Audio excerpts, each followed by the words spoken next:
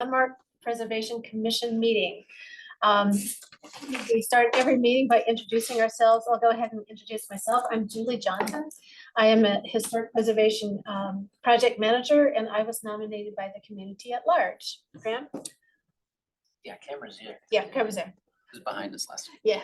I'm Graham Johnson, a project manager as well, nominated by the Denver Planning Board. I'm Nick Fusianis. I'm an architect and developer, and I was nominated by the American Institute of Architects. Hello, I'm Gary Petrie. I'm an architect and I was nominated by the Denver Planning Board. Afternoon, I'm George Dennis, a retired law enforcement. I was nominated by History Colorado. I'm Ann Wattenberg. I'm an architect nominated by the American Institute of Architects. And I'm Erica Warzel. I'm an architectural historian and preservation consultant nominated by the community at large. And I'm Crystal Marquez, Landmark Preservation Staff. Thanks, everybody. Then next on our agenda would be the meeting records for approval, but we don't have any, right? Oh, we have audio tips. I'm sorry. Number one, for better sound quality, we strongly encourage you to download Zoom on your desktop, laptop, tablet, or mobile device. Click audio settings to bring up an additional menu, add a background noise suppression. Test your speaker and microphone, adjust their maximum output volumes. For presenters or public commenters, when it is your turn to speak, to mute or unmute, click on the little microphone icon at the bottom of your screen. Expanding the menu next to the microphone will reveal additional options. Select your speaker and microphone devices. Test your microphone and speakers, adjust their maximum output volumes. If you still have audio challenges, you can switch to your phone for audio.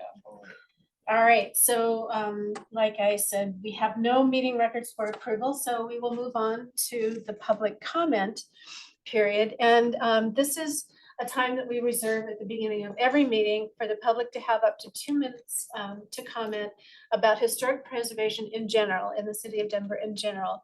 This does not include comments associated with any of the specific projects that we will be seeing during this meeting.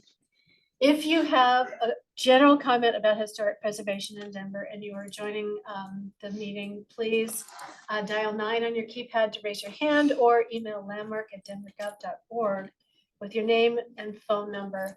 And if you're joining via computer, of course, please click the hand raise button at the bottom of the screen.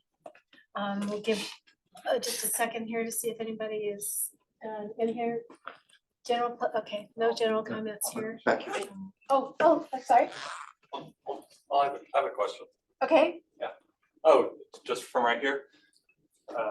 Sorry, is this for the public comment? so it's, yeah, this would be the public comment. Yeah, that's fine. So I've just noticed in landmark districts that, obviously a lot of stuff has to do with the context and things like that. So I'm curious what landmark commission and staff kind of expect when it comes to measuring of the context and stuff like that. Like my firm, we do point cloud scanning and things like that to understand the scale and everything. But I've seen, architects and designers draw buildings and they're actually like a foot wider than they thought or something like that, because they're not actually going up and measuring like their neighbors, properties and stuff like that. So just kind of curious how that's supposed to get tied together and if there's some sort of standard you guys expect. Okay, first of all, can I get your name and address for our Yes, records? Cameron Kruger, 30 South Utica Street, Okay, 80219. okay, great. So I think questions should be directed to staff outside of the meeting period since it's public comment period. Yeah, it's more a would you- general time for you to make a public comment, not really for questions. So Okay. if you have general comments, you can, but you can ask whoever your staff is you're working with on projects, how they would measure that. Okay, great, thanks. All right, anybody out in the virtual world that wanted to make a public comment? No. Doesn't look like it. Okay, great. Then we will close the public comment period. Let's go on to the consent agenda. These are routine design review items recommended for commission approval without discussion. Applicants with items passed on the consent agenda should coordinate separately with your landmark preservation staff to receive your certificate of appropriateness. There is no public comment on the consent agenda items. I'll announce the consent agenda by address and I'll ask the commissioners to reveal any ex parte or conflicts of interest. Commission members will make a motion and vote and let's see. I shall begin with listing the consent agenda. It's 2023-COA-546 at 1272 Pennsylvania Street in the Pennsylvania Street District, and 2023-TAXC-009 at 556 Circle Drive Country Club District.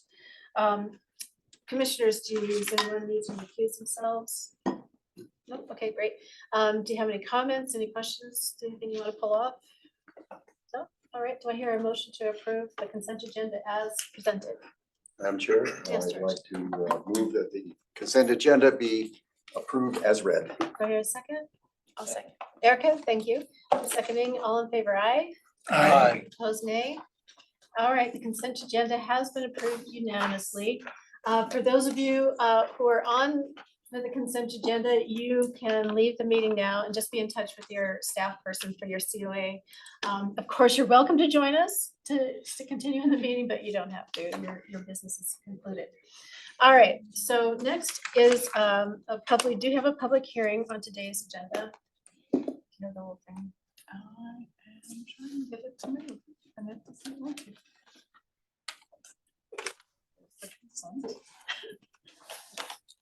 Okay, the public hearing process, as I will announce the public hearing agenda.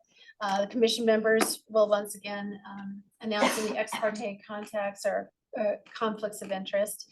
The staff will introduce the application and make the recommendation. The commissioners can question the staff. The applicant at that point will have 10 minutes to give their presentation, and commissioners can question the applicant. The public comment period for a public hearing process is 3 minutes per person for anyone in the public that wishes to make a comment. If you would like to speak regarding this project and you are not part of that applicant team, please click the hand raise button. For those calling via phone, dial *9 to raise your hand, or email landmark@denvergov.org prior to the public comment period. Staff can clarify if necessary, the commission will deliberate, and the commission will make a motion and vote.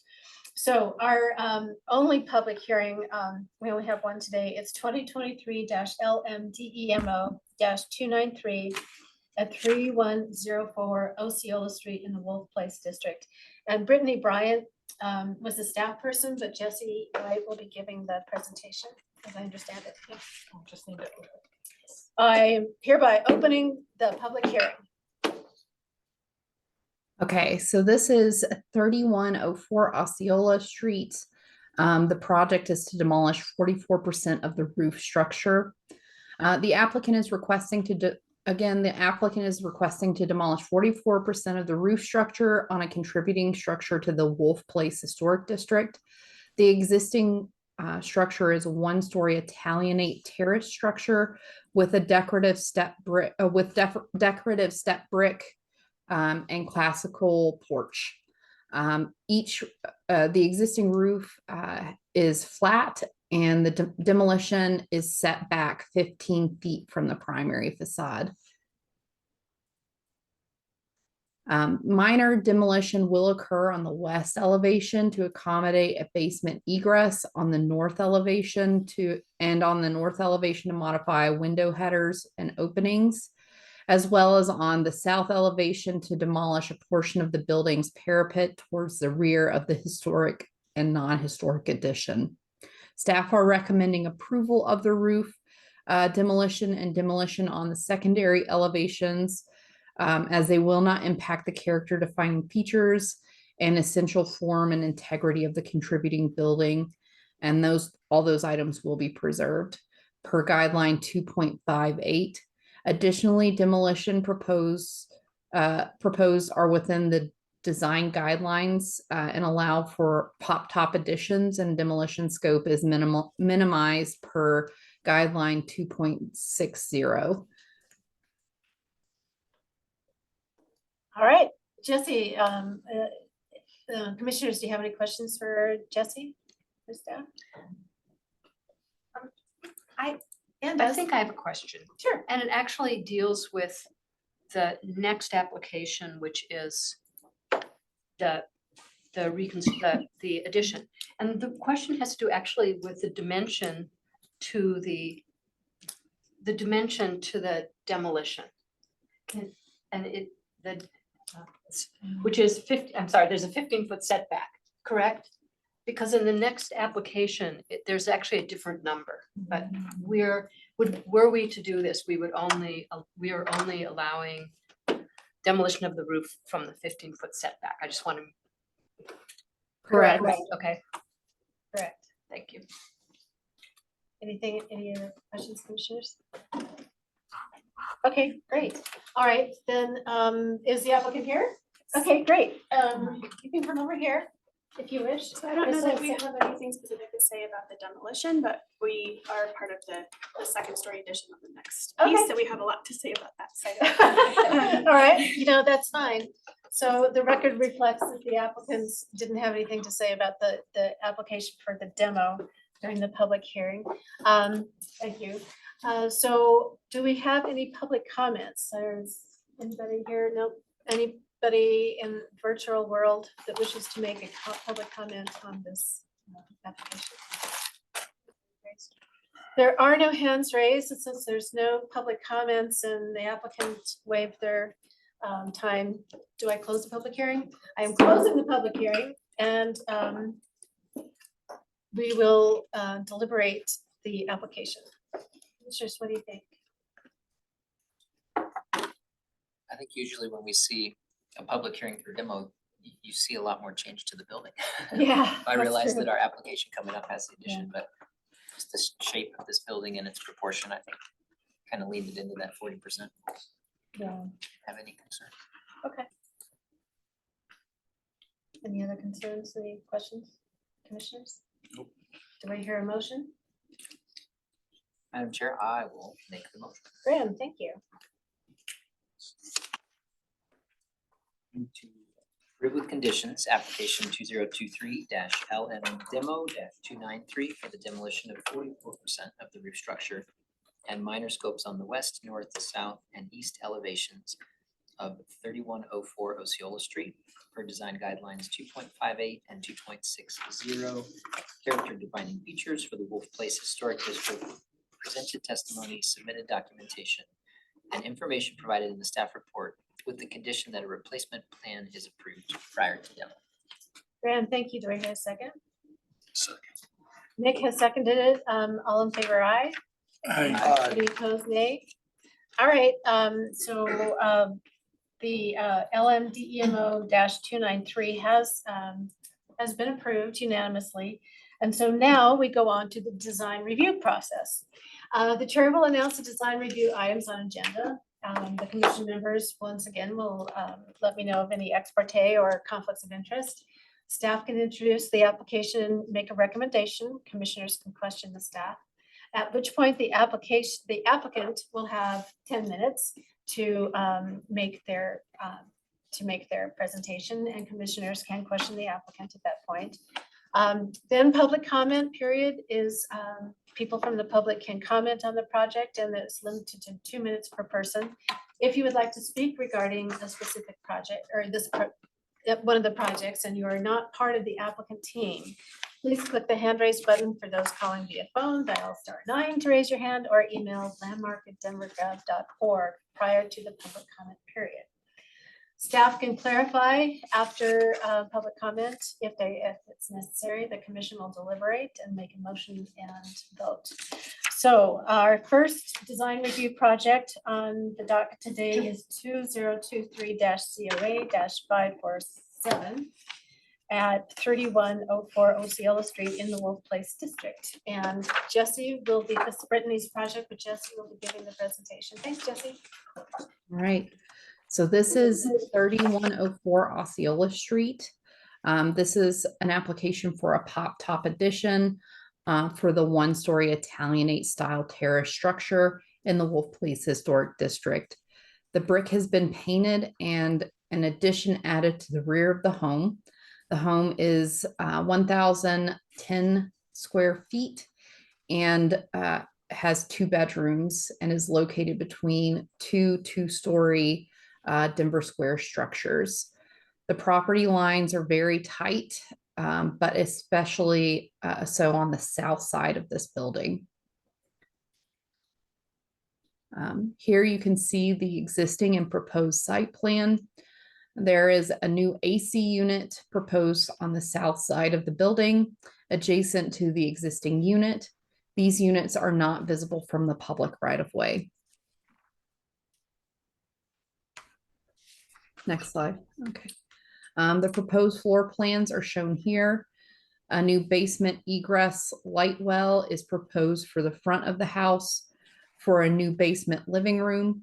The applicant has stated that it is not possible to add an egress light well on the side interior lot due to the setback requirements.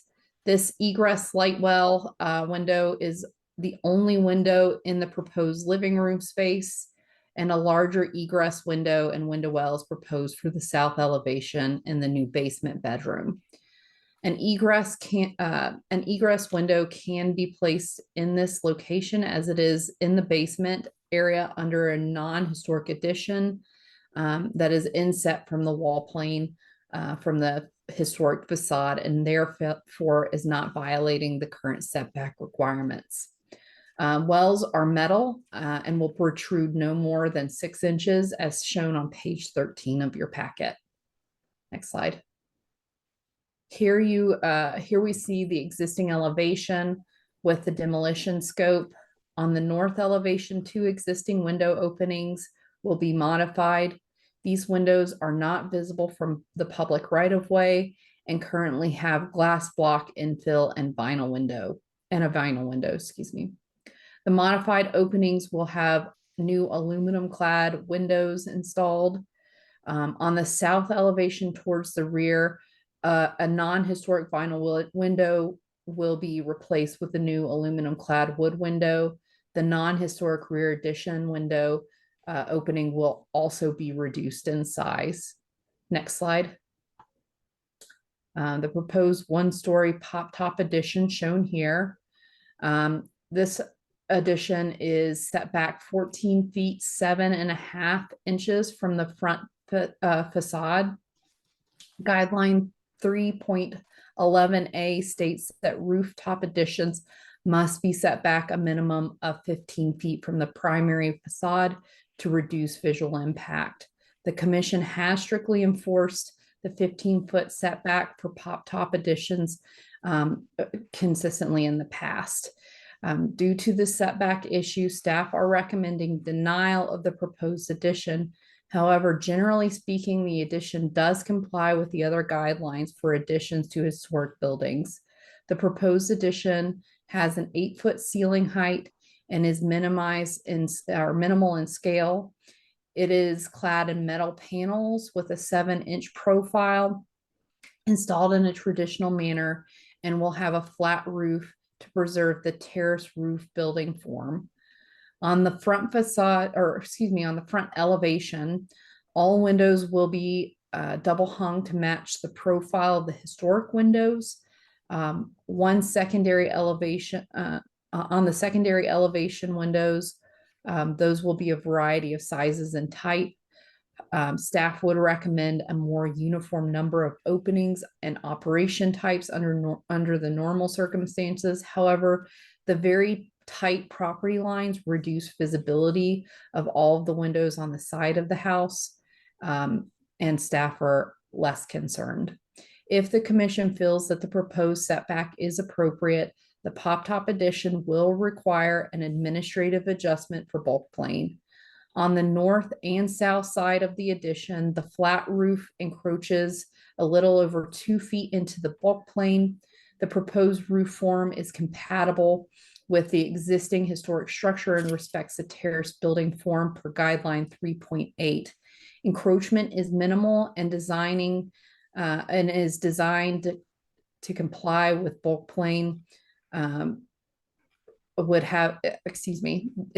encroachment is minimal, and they are designing it so that it doesn't have a negative impact on the building form. So the recommended motion is to deny the application, citing guidelines 3.11, character defining features for the Wolf Place Historic District, and presented testimony. And there is an alternative motion if you feel it necessary to approve that would include the administrative adjustment And that's all I'll say for now. All right, Commissioners, Jesse, thank you. Commissioners, do you have any questions for Jesse? No, doesn't look like it. All righty, applicants, you're up. And when you begin your 10 minutes, please start with your name and address for our records. Thank you. Can I ask a clarifying question? Sure. Do we both get 10 minutes? No. 10 minutes between the two of you. One other Thanks, clarifying Jesse. question. We had provided an additional 3D form kind of presentation that I sent to Brittany. I don't know if that's in here as well, so we wanted to do like a street view. Crystal has that sheet that was sent to Brittany. She'll put it up on the screen. Okay. Great. My name is Rebecca Aldaco. I am an architect at Zaga Design Group. And I'm just, oh, sorry. While I pull that up, I don't wanna.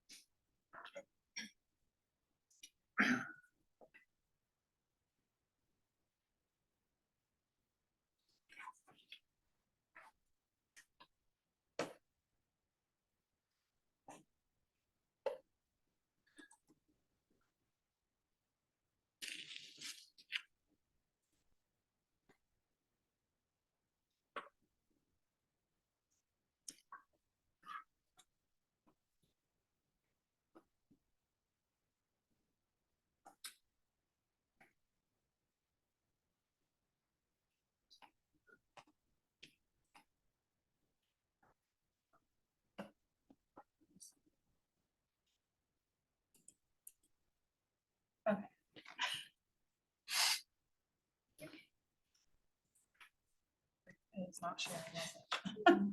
Okay. Let's try again.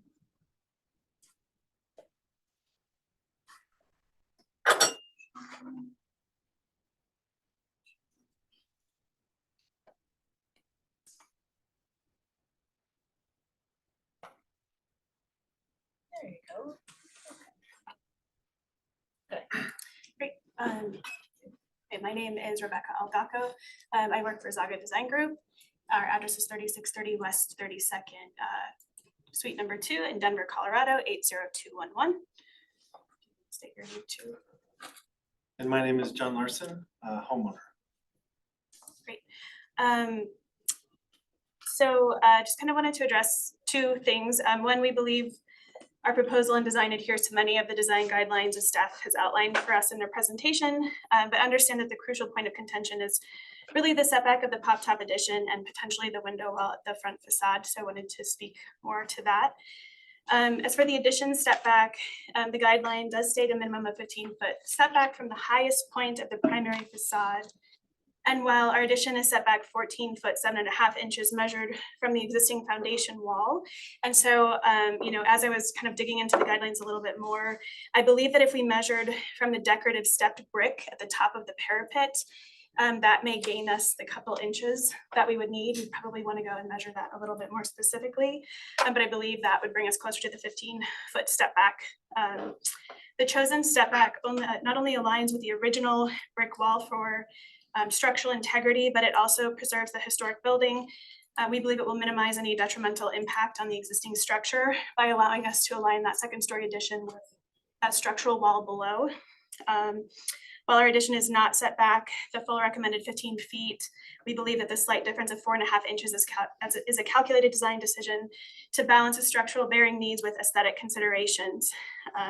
We believe it's negligible visually from the street. And so we did two of these 3D form models, one showing the proposed setback at 15 and the other at 15 foot 7.5 from the right of way view. And it was pretty minimal in our minds between those two iterations.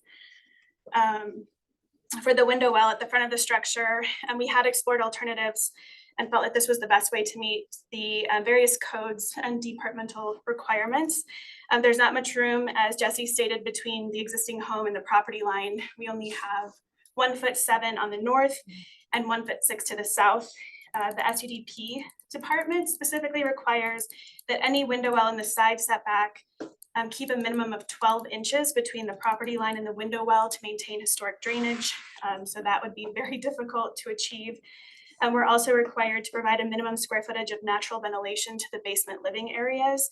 And so we feel really the only way to meet these two requirements would be to have the window well at the front. And would definitely like to minimize the visibility of that window well, providing with potentially plants for screening and keeping the height as minimal as possible as well. Thank you. I'm not an architect. I am the homeowner. So I appreciate you, the commission, hearing, listening to our motivations as to why we want this new addition. Like I mentioned before, I'm John Larson and my partner Basha is here. First, we want to expand this home to accommodate our growing family. So, a little nervous. I've lived in this house for 20 years, and Basha has lived with me for nearly a decade. And so this house is our home. We've made it our home. It's been the absolute perfect home for us until recently. So luckily, 1 year ago, we were blessed with the cutest little baby girl, Isabella. She was so excited. She was so excited to join our family that she arrived 3 months early.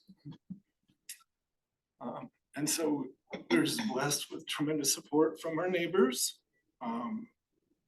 while she was in the NICU. And we just can't imagine having any different neighbors. So that was the hard part to get through. But the reality is that the second bedroom is the size of it is barely enough for a nursery. And then with one bathroom, our home that has served us so well just isn't enough space to support us today.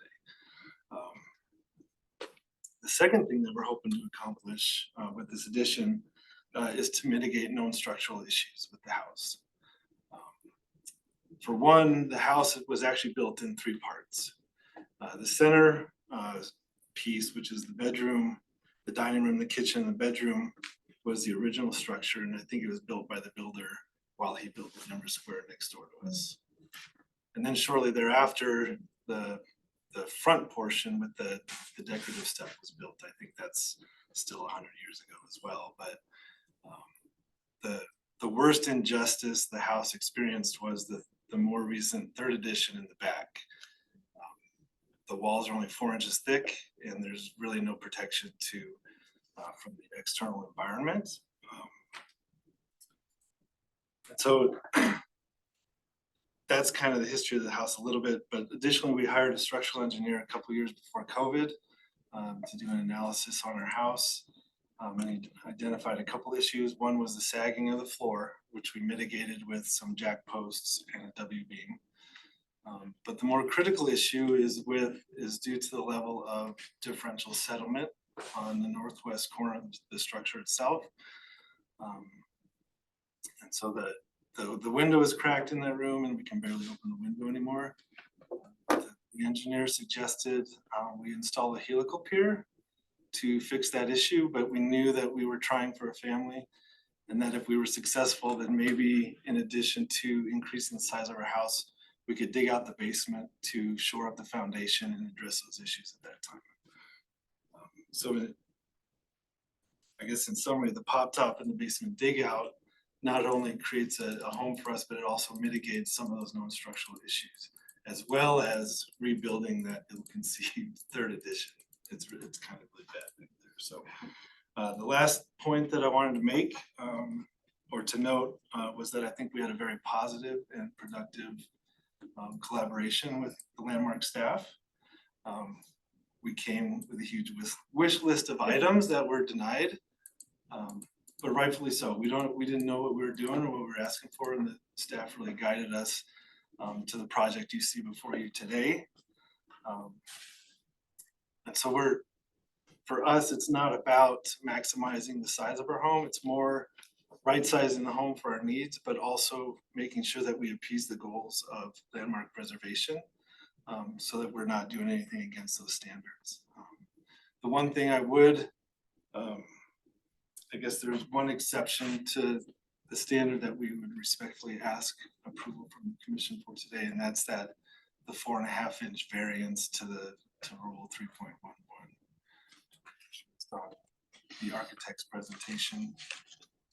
Like sort of reasoning for why we're continuing to propose that variance. So our big request here today is to ask for your approval. So thank you very much for your time. You're welcome. Thank you. Sure. Commissioners, do you have any questions for the applicants? I have a question. You said you had an engineer do a review of the existing foundation. Have you determined that the foundation under the front half of the building extends deep enough to actually allow for digging it out and creating usable space in the basement? The current foundation is not deep enough. I think it's 2 or 4 bricks thick. It does not extend to where the floor of the basement would be. So we would dig out below and then either sister foundation or underpin the existing Okay. foundation.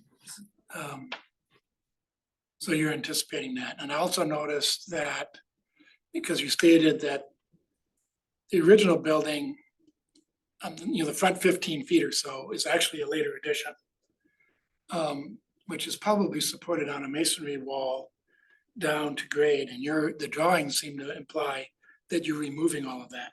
A portion of it, potentially. Just so you're aware of the structural complications of what you're proposing to do. Okay. Thank you. I have sort of a similar question. Can you pull up the basement plan? 'Cause I'm a little bit unclear where the 14 foot is. Is it the row of columns that goes back? Is there a basement plan? The existing basement, or the demolition, whichever one. All I have is what's on this process. On ours, it's sheet. let's see, sheet 4. Do you have? And we don't have those plans up currently. We don't. You okay. should have the access to those on your screens. So if you want to direct the commission to which page you're referring to, that's fine. Could we look at sheet 4? Is that okay? We can see it. We but can it's see not they in the can- okay. Presentation. Yeah. All right. I don't know if other commissioners can see what my question is, but I'm assuming that the line that we're talking about, does the applicant have a copy of sheet 4? I am pulling it up Okay. right now.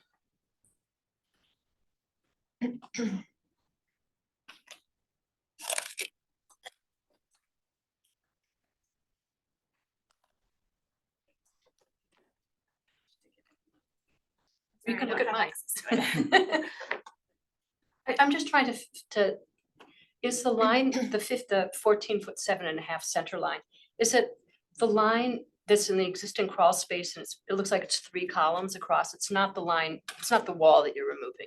It's the line that is to the east of that. Is that correct? I don't know.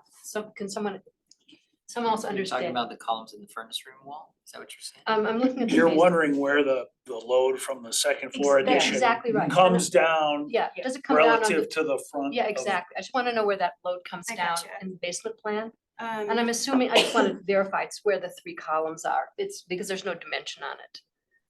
I would have to verify that. I don't know that for sure.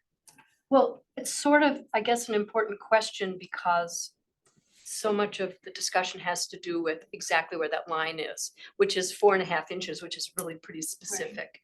And I That's just, pretty fair. but you're not sure where it is. Okay, Is that it? I will say that the 14 yes. and there a it is. half, or 14 foot 7.5 was measured from the face of the foundation wall, and so Is it to that series of the 3 columns? Is that where, yeah, great. That's the line, correct? The center line of those 3 columns? I don't know. It's perpendicular to those, right? Yeah. It would be more. Yeah. North-south, plan It north-south. would- Exactly, I'm just trying to see where that, the line that's creating so many issues, just if we know where it is in the basement. Because it sort of speaks to Gary's question about how's this load coming down that is so very specific. And, I but think what we're seeing here, Yeah. I guess, with respect is architectural layout, but I think it is a structurally intensive project that yes, that isn't really our purview, short of understanding a comfort level with the means and methods perhaps. And so I think that where that bearing hits, my question was actually how tight you've laid your stairs out. Right, Because I know how that, much wiggle room we have there. yes, your residential, max riser at 10 3/4 or whatever is gonna stretch your stairs, which we understand is also a constraint. But I just wasn't sure if Yeah. this is purely structural, if that stair layout's driving part of Yeah, your setback. It is part of it, our, just, with the widths that we're dealing with on this particular design and the setbacks, it was very intentional and we are fighting for every inch in this design. Understood, yeah, no, it's a very efficient space, for sure. 'Cause I don't know, Ann, if we're seeing the same thing from opposite sides, but I think if the foundation's gonna be underpinned and the floor dropped Yeah. and everything will need to be shored and properly supported before it's restructured anyways. we are seeing it, I just wanted to sort of make sure that I understood what the constraints were before we go into deliberation about whether those constraints are. Agreed, yep, Thank you. and thank you Thank for you. the stair Yeah. clarification. Any other questions for the applicant? Doesn't sound like it. All right, thank you very much. Thank you. Take your seats. If, Oops, sorry. before we close Sorry. where that line is. The applicant stated clearly that the issue was structural and where it was gonna come down. And what I just heard was you needed it to be that far forward to allow for program, not to line it up with anything beneath, because that's all being recast anyway. Right, there's a portion on the first floor that we're maintaining that existing brick wall. But it will require some additional structural in the basement and first floor framing. So it's primarily programmatic. Cause you could theoretically put that anywhere, given how much work is being done. Your desire to keep it in where it is programmatic. Partially, yep, partially. Thank you, that, Any more? Okay, thank you, Dave. Thank you very much. All right, let us go to see if there are any public comments for the design review. If you are joining us by phone, dial *9 on your phone or phone keypad to raise your hand, or you can email landmark@denvergov.org with your name, phone number, and if you're joining by computer, of course, you can click on the little hand raise button. Doesn't look like we have anybody, Taylor? No hands raised. No hand raise. All right, so no public comments for the design review. Jesse, did you have any additional comments before we go into deliberation? I think so. I was just gonna reiterate that this, the commission has held firm to the 15-foot setback. And all applicants to this point have met that 15-foot setback requirement and the 2-foot inset from the side walls. And one more thing, the applicant did talk about the cornice, maybe adding in some additional inches in depth. The way the guideline reads for 3.11A is that the setback a rooftop addition a minimum of 15 feet from the highest point of the primary facade to reduce its visual impact, help preserve the historic roof form, differentiate it from the original facade, and remain subordinate to the existing structure. So I believe we could potentially measure it from that cornice, but I would love to confirm that with Brittany before we do, 'cause just the way that guideline is worded is a little odd. Okay, thanks. Commissioners, any questions for Jesse before we deliberate? Doesn't look like it. Jesse, thank you very much. All right, commissioners, let's go into deliberation. What are your thoughts? Play the devil's advocate and Please say, do. I think we're splitting hairs on Yeah. a nice project. Yeah, I yeah. think that it's so close, and the question of the corbelling, you can count, it's it's almost full width, which is gonna be just under 4 inches, so then we'd be fighting a half an inch. And I think the stair question notwithstanding in the program that Nick mentioned, part of the reason that stair is restricted is it's fitting into an original corner Right. of the historic building. So I think that does more to keep that wall intact. So I guess for my part, I understand the concern about a very specific number in the guidelines, but I think we have a perfect gray zone here of inside, outside dimension. So I for one would be comfortable with voting to approve this application. Alright, Nick? Question, I guess to staff is, are we reviewing mass and form or materials or both relative to this application? The whole thing, right? Yeah, Yeah. This is not a It's not phase. a two-phase. Yeah, I'm sorry, Jesse? I was just Yeah. gonna say, we only review new construction, as in freestanding new construction through the two-step process. We do Got not review ADUs or pop tops or other additions. through so the- materials are fair game in this setting. It's all one application here. So the only comments I would have, I agree with Graham relative to where things are. My comments would be about what things are in terms of the materials. Could we just stay with maybe the setback before we go into anything Yeah, else? let's, Just- yeah. Sure. Just resolve it. I totally appreciate what Graham is saying. I think the thing that worries me about this is it's unclear why the setback is where it is. And it's really, it doesn't look like, again, exactly as Nick said, if you're re-pinning everything, and it looks to me that in the basement, it's really hard to tell where that line is that's so specific down there. There really is a programmatic reason that it's moving forward. And it's fine. I also think it's fine to say, okay, well, you can measure from here or there, but it worries me that we're going to approve it and it's not a structural issue. It does not, it wasn't to me not convincing it's a structural issue. We're approving it because of a programmatic request. And I think that that's a slightly different thing. Understanding completely what you're saying. And by the way, I think this project is a really good project, a really interesting idea that this little tiny house is getting this big piece. I think that's terrific. But it does worry me to say that we're bending the rule for a programmatic reason, because I think someone else will come and say, well, that's a programmatic issue. Unless somebody else thinks it really is convinced that it really is a structural issue. I think looking at it, at least to me, and it really feels like it's the stairs that, without knowing and giving the benefit of the doubt, that you can kind of skinny those up to meet a residential code.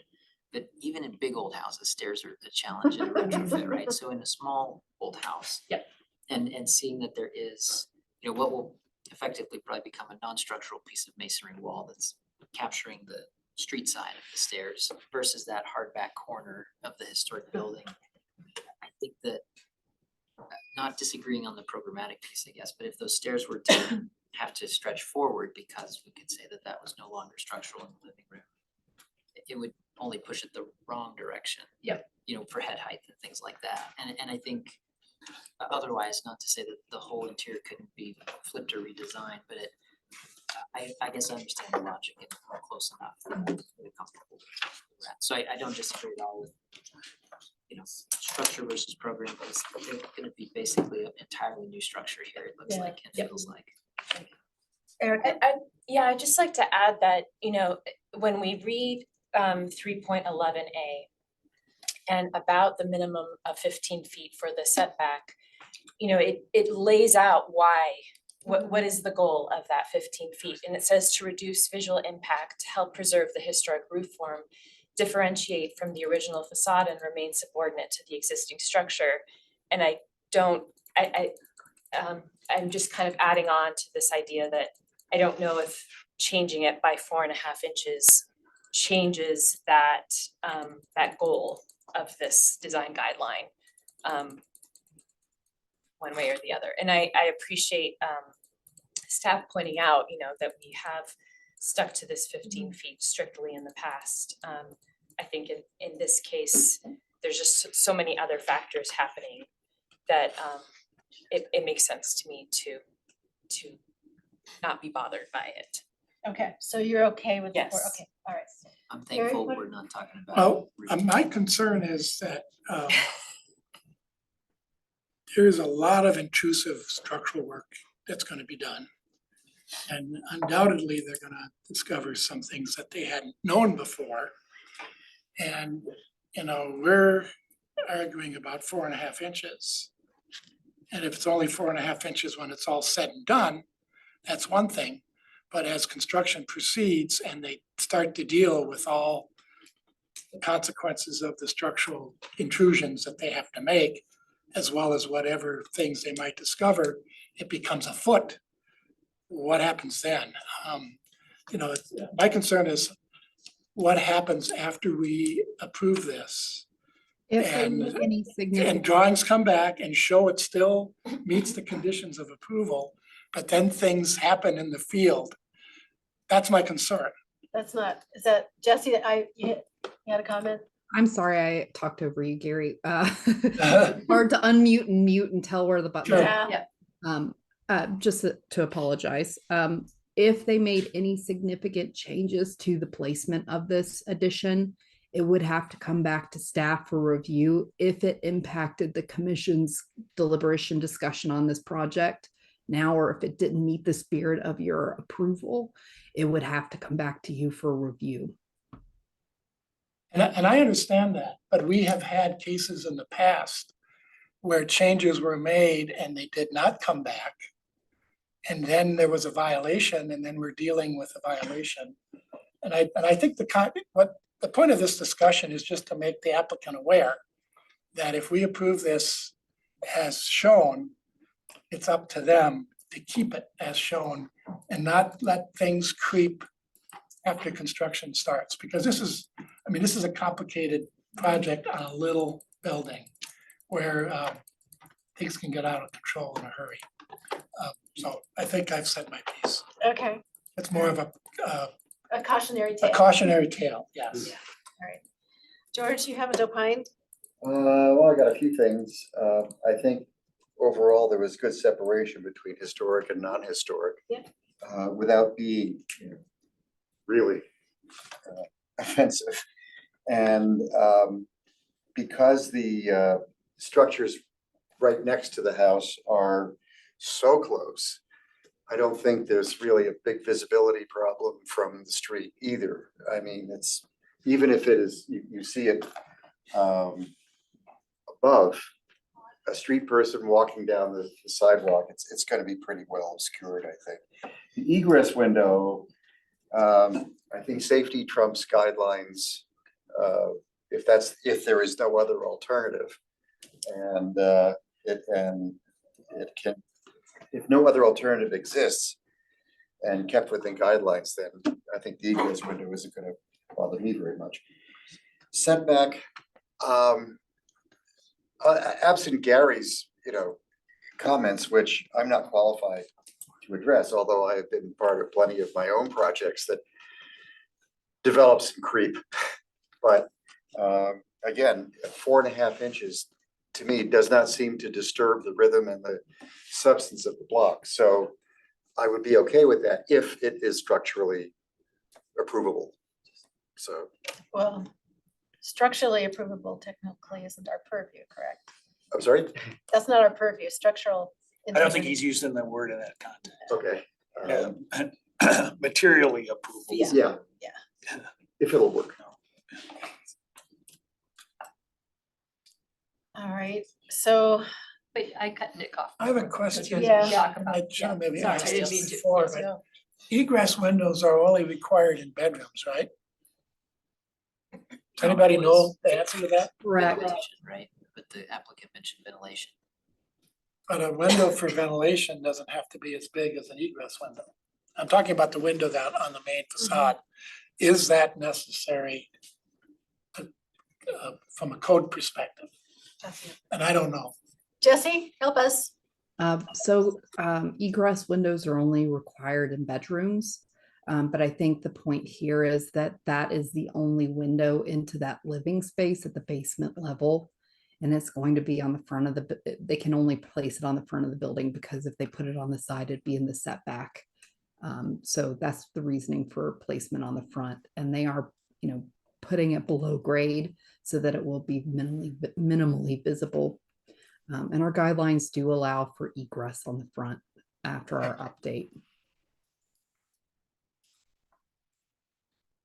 Nick, you wanted to talk about materials.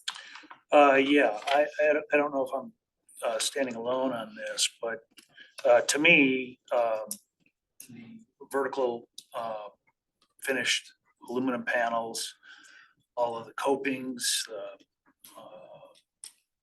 they all have a real commercial feel, not a residential feel. And it's gonna be in sharp contrast to the existing structure, which I understand they're wanting or a need, and the guidelines drive differentiation from the original structure.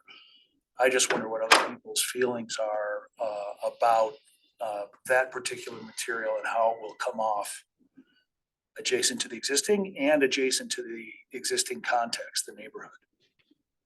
Commissioners? So I have to admit, I'm a little confused after you pointed out the vertical, because on the elevation it's showing as vertical, but I thought I had read that it was horizontal. And so Jesse, do you know? Two sidings. One's vertical on the bottom. One's vertical and then and there's Yeah, there's horizontal. lap siding on the first floor in the back. That's And that- horizontal. I mean, that's the existing addition, correct?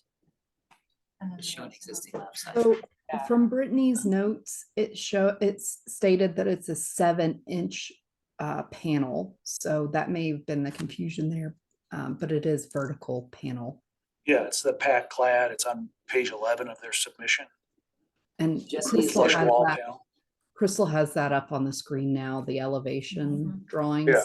Yeah, You can see okay. that pack Each clad. of the three pieces have a different color too. There's like an orange and a blue and a green. Are those the colors, or I know there's options, but being an integral color in that pre-finish, is that information that you have, Jessica? Or Brad, you can ask the applicants.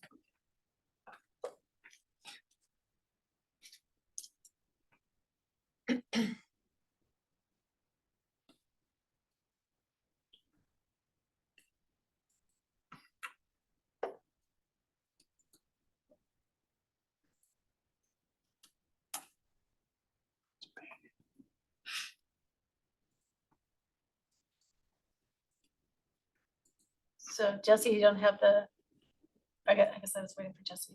I'm sorry, I couldn't hear the question. Oh, sorry, Graham. I'm curious if you have information about the cladding color for that material. The sample copings and everything each show a different color. In that pre-finished. You can certainly ask the applicant. I can try and pull that up quickly, but it's not listed that I can see Okay. You exactly. could ask, Yeah, I'd be curious. go ahead. Yeah. The colors, those would not be the colors. You're not They're going just for like the a colors? preview. Okay, all right, thank you. Being that it is a finished product though that has an integral color, has a color been selected? Not yet. Not yet, okay. All right, commissioners. I asked that next. I think there's a big black box on top. That would feel a lot. Yeah. If it was Yeah, I might like it more. right, I mean, yeah, well, we've approved things with similar siding. Yeah. In Curtis Park and other places, but those were mostly new infill projects, I think. so some of you seem to be okay with the 14, with the setback the way it's presented, but not everybody, correct? You're not comfortable with it? I mean, it is, we have, it would be setting a precedent if we. No, I can agree. I just wondered, can I just say one thing to Nick? Sure. So I'm looking at the staff reports, comments on guideline 3.4, where they specifically discuss the horizontal banding. And I think it's a pretty, and I just, because I didn't want to not respond to what you had to say, but I think that the staff is pretty convincing. I sort of agree with them. If you look at 3.4, and it just has to do with, designating modern construction. Yeah. Well, and Yeah. I mentioned that in my comment. Yeah. Yeah. That it's a desired outcome. The question is this approach in the commissioner's view, other commissioners' views, going too far? I mean, is it gonna come across as, simply put, a mobile home on top of a one-story Italian storage structure?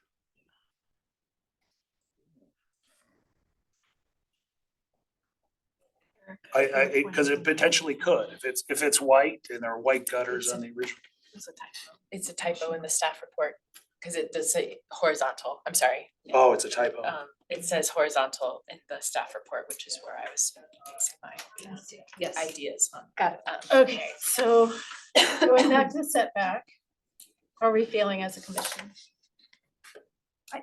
I'm sorry, just, I have one last question. And this, actually, I sort of alluded to in the beginning. Do we have to change the previous, the previous application because it was for 15 foot? No, I think that would stand. But any application that we would have to approve we would have to adhere to. No, but I mean, in this application, application 23 LMDEMO 239, isn't that for 15 foot? And we just approved that, Yeah, but it's actually not 50, that's my question. Right. well, It's in not, fact, I think what she's yes. alluding to is that in implementing this, yeah, they may actually have to remove more existing roof So, than what we approved in the previous. that was sort of why I Okay. asked the question in the beginning, because if we do approve this, then the one that we approved previously is actually not correct. yeah, If it Adam, changes, okay. then it would have to come back, though. Well, it has to Yeah. come back now because we're, I don't know what to do. Reverse Adam, course. do you have any thoughts? Yeah. So if you need to change your previous decision, you can make a motion to reconsider that decision. Since it was a unanimous decision, anyone can bring that motion forward, and then you would make a new motion on that application. Are we saying that we're not going to approve the demolition? No, we need to alter the demolition dimension. 14 To foot setback. 14, yeah. Yes. exactly, so that they match. If we're But this one's approving, only a brick off, so if they demolish that, but then Right, I built think in we're the back to new, splitting wouldn't hairs, that- because if you yeah. measure from the front of the corbel parapet, then we're at 15 feet. Yeah. Yeah, I guess So that's right. I think I in the agree. spirit of the guideline, I'm very comfortable with where we sit. Okay, Except that the two applications should line up. It shouldn't be 15 in one and 14 7 3/4 in the other. Because I think that's totally, it has the same address, it's the same project. And it seems to me they should be the same. So, Well, could we take the opposite approach for the sake of efficiency and say that the condition would be that a confirmation of the measurement from the front of the parapet as per staff's approval meets the required setback or something like that? So I think we've talked ourselves into feeling comfortable yeah, with that dimension. I mean, you can count the brick on the front and it's a full hard pressed brick. It's gonna be right there. I think it sounds more like you guys were still debating the materials, but seemed fine with the addition and the setback, so I think, But I understand the want for the consistency, but I think we can make that consistency yeah. here by calling this a 15-foot setback from parapet. Yes. As opposed to 14'7" from foundation. From wall parapet. Or from base plane, Okay. or wherever that front. okay. All right, so Jesse's got her hand up. I was just gonna mention, Graham had talked earlier about the siding being an integral color. We do have purview over integral color, so if you choose to approve this application, you may need to attach a condition that the color for the siding be submitted. Be like a neutral or something, you could say to something general, if you want to. Okay, but what were thoughts about Nick's comments about the materials and the side? Are the rest of the commissioners comfortable with the materials that they've proposed? Gary? I mean, I find this is a kind of in a way, a difficult addition to be really visually compatible materially with the existing building. I guess what I'm saying is that, to me, whether it's horizontal siding, vertical siding, some other kind of panel, in any case, it's gonna look like an addition. Mhm. And I don't object to the vertical versus horizontal. Because you're gonna see it, it's gonna look like a pop top addition. It's gonna be more important that the color is compatible with the existing building in a way that it doesn't call its attention to itself, too dramatically. So, color selection is gonna be, should be part of the condition if we decide to approve it. I agree, and I think the fact that the brick is already We don't painted do colors. gives a lot of flexibility. We do if it's in. We do, if it, yeah, You If do it's for like integral. brick or integral. we don't do And paint. only the not facade of the building is Not painted, paint, just The sides integral are not. colors like No. brick. but yes. So Crystal had the thought, did you wanna? Sure, if you guys think that the integral color is important and you want to see it before you're comfortable, I would also suggest that you could continue this if you want to. And then they would come back and then they could also fix the issues with the dimensions and whatnot. If that makes you more comfortable as well, so assuming they can. That's one option. The other option is if we have a condition that the color be compatible with the existing context of the existing building, is that What does that mean? well, What does compatible mean? Yeah. is staff satisfied with that? I would say Condition. no, Okay, personally, I think you could maybe say a neutral color, because we do say that for roofing types, it's usually like a tan or a black or a gray. But I mean, what's I a wouldn't- compatible color? yeah. I would find You guys a have to neutral color to decide be that, as so. ambiguous. So in a would way. that color be staff approved and have to come back to us? or- Not if you continue it, Okay, you could say compatible and leave it up to staff, but I would say on our side, we don't know what you mean by that. So I wouldn't understand what you're trying to imply. okay. I'm going to invoke the words of Adam, and that is that our conditions need to be specific. Yes, What is the, I was just gonna ask for more opinions relative to the material itself. The verticality, horizontal, vertical's fine with me. It's the aluminum material that I have the issue with. And the installation of that, it always comes across as oil can, and then it's like, it's aluminum siding. And so, I just wonder if anybody else shares that view, or if they have different opinions. I guess I would just say, I agree with how Gary phrased it in that whatever the material is, I think it's going to necessarily contrast to a degree with the historic building. And so it doesn't overly concern me. I hear what, I can understand why you brought it up, Nick, but personally, it's kind of, I just try to imagine other materials, and I don't know if any kind of rise is like, that is the, yeah. that would be the preferred material in this. Preferred material case. would be brick, in my opinion. Well, That's my opinion, which I'm is not not. sure Well, about. No. I don't know about that. Is that too much mimicking? the Well, it's existing- not practical. Sure, Yeah. I Yeah. think this material too, as as the flat lock seam and that Mhm. panelized system has a tendency to avoid some of the, well, again, I Yeah. can't picture exactly what you're talking Yeah. about, but. Also, in terms of the color, isn't the brick Applied painted? Only as a It's painted now, facade. yeah. Exactly, and so if the owner paints the brick bright pink and we have, Yeah, no, this is. I think the color is sort of not relevant because The color of owner, the addition? they could paint the existing brick Yeah. some other completely different color. All and right. They then could also neutral paint. with- Okay, commissioners, we've got to come to some kind of a conclusion here. So it sounds like we're comfortable with the 14-foot setback, correct? I think most are comfortable with the materials. What about the egress? Are we good with that? Yep. Okay. All right, and then so I guess, is anybody willing to take a shot at a motion? Can I just to make sure that we're all on the same page, I felt like some conditions were possibly Yeah, bandied there are some about and I yeah. lost track of them. There, so Crystal, Was it just about the integral color? I think We're it was not just worried about the color. setback, or Right. maybe the color, but it sounds like you don't care about the color, so maybe that doesn't matter, maybe you don't have that now.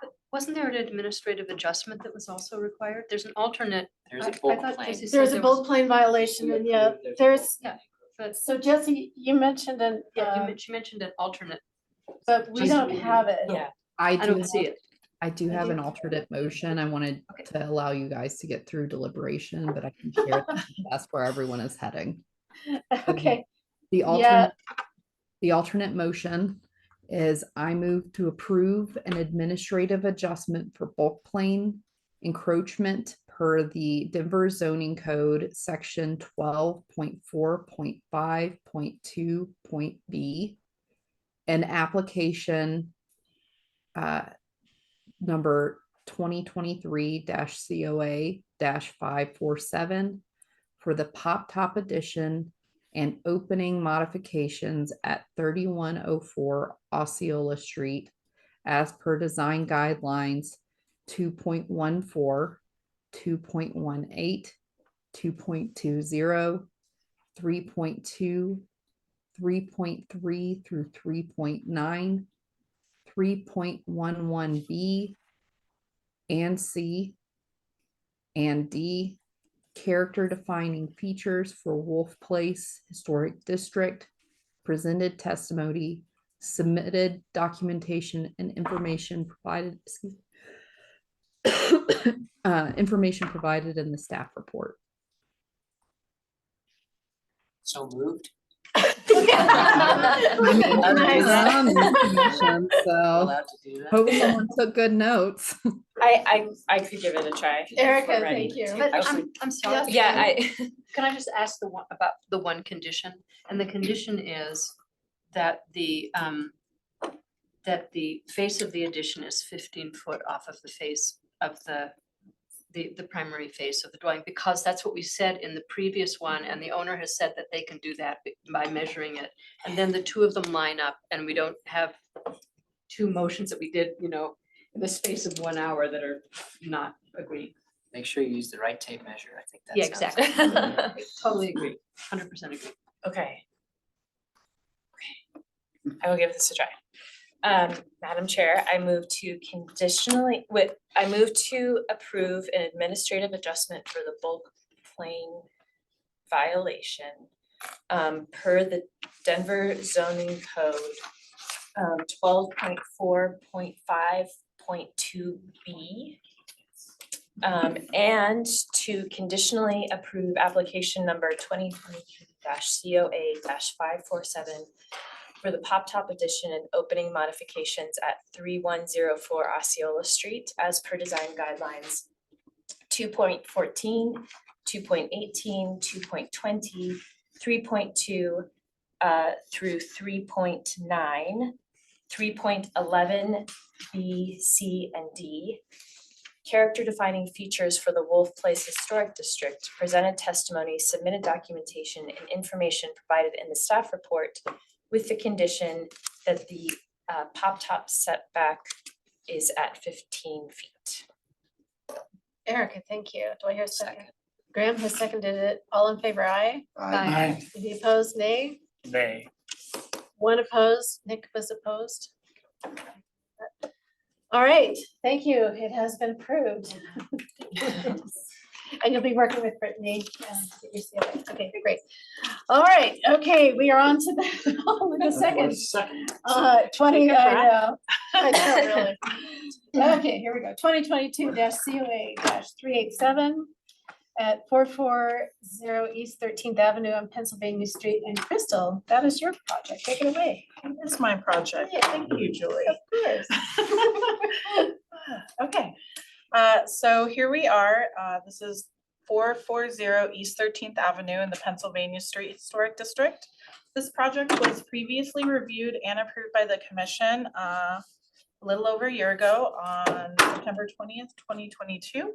This application you see today is for revisions to their phase 1 approval.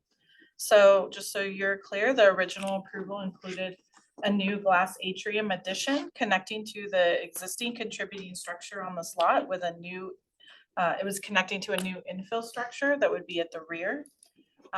It also included 2 new rooftop greenhouses and a glass atrium lounge, which would be located on the contributing structure. It also included new covered parking spaces and a subterranean garage at that time. So on the left here, you can see the location of the site at the corner of East 13th Avenue and Pennsylvania Street, outlined in red. The existing contributing structure was built in 1923 and is a brick flat roof multi-unit apartment structure, which you can see some photos of here. The applicant is, still proposing that new commercial infill structure. They'll be attached at the rear. So you can see at the bottom center outlined in red, that was the previous site plan approval that included that new subterranean parking garage. However, that has been removed from the project scope, and the new structure's overall length towards the alley has been revised as well. So you can see the revised site plan here at the right, outlined in purple at the top. And so the changes also allow for new at-grade parking spaces at the rear of the new building. And that's it for this slide. So here are just 2 key floor plans. On the left side here, you can see the at-grade floor plan. Like I said, the bottom previous approval is in red outline and the new proposed approval is in purple. So you can just see that that subterranean garage has been removed. At the right side, you can see changes to the 3rd level, which includes the rooftop of the contributing structure. Here you can see the connection and access to the greenhouses on the roof, as well as that atrium lounge. The atrium lounge, you can see, has been shifted towards Pennsylvania Street in the revised design. Additionally, the applicants are proposing a new shade structure that will connect this atrium lounge with the greenhouses on the roof of the contributing structure. That's a new change. So the atrium lounge has been moved closer, and staff has some concerns that the addition with the attached shade structures might be visible from Pennsylvania Street. So here's the streetscape elevation on Pennsylvania Street. Again, the previous approval is at the bottom and the new revised design is at the top. The new infill structure will align with the contributing structure on Pennsylvania Street facade and does follow established setback patterns. The building form and massing is still characteristic of the district. As you can see, the overall height of the design remains the same. However, the width of the new structure is now a bit wider on the new design, making the atrium connector a bit less wide, as you can see between the two. You can also see how that atrium lounge, shade structure, and the greenhouses at the top of the screen are now connected all the way across. Design guideline 3.11 states to locate an addition to a historic commercial structure to be subordinate to the primary structure. And 3.11B specifically states to minimize the height of a rooftop addition to ensure the historic structure remains visually prominent. The addition of this new shade structure connecting the mall and the atrium lounge being shifted closer to Pennsylvania may make this more visible from public vantage points and may not appear as subordinate as the previous design. However, staff did want to point out that all of this is still set back a minimum of 15 feet from the Pennsylvania Street facade. So here again is the east elevation fronting onto Pennsylvania, the revised design in purple at the top. Let's see here, the 3rd floor front portion of the new structure stands at approximately 29 feet, so just 10 feet taller than the contributing structure. To better relate to existing structures in the context, that 4th floor of the new structure will remain set back from the front facade.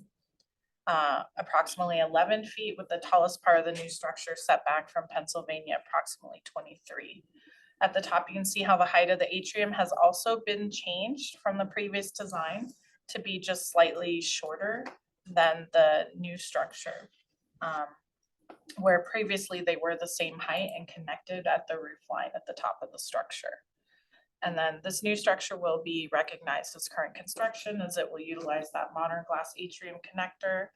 And then the new structure has brick and stucco as the primary cladding materials.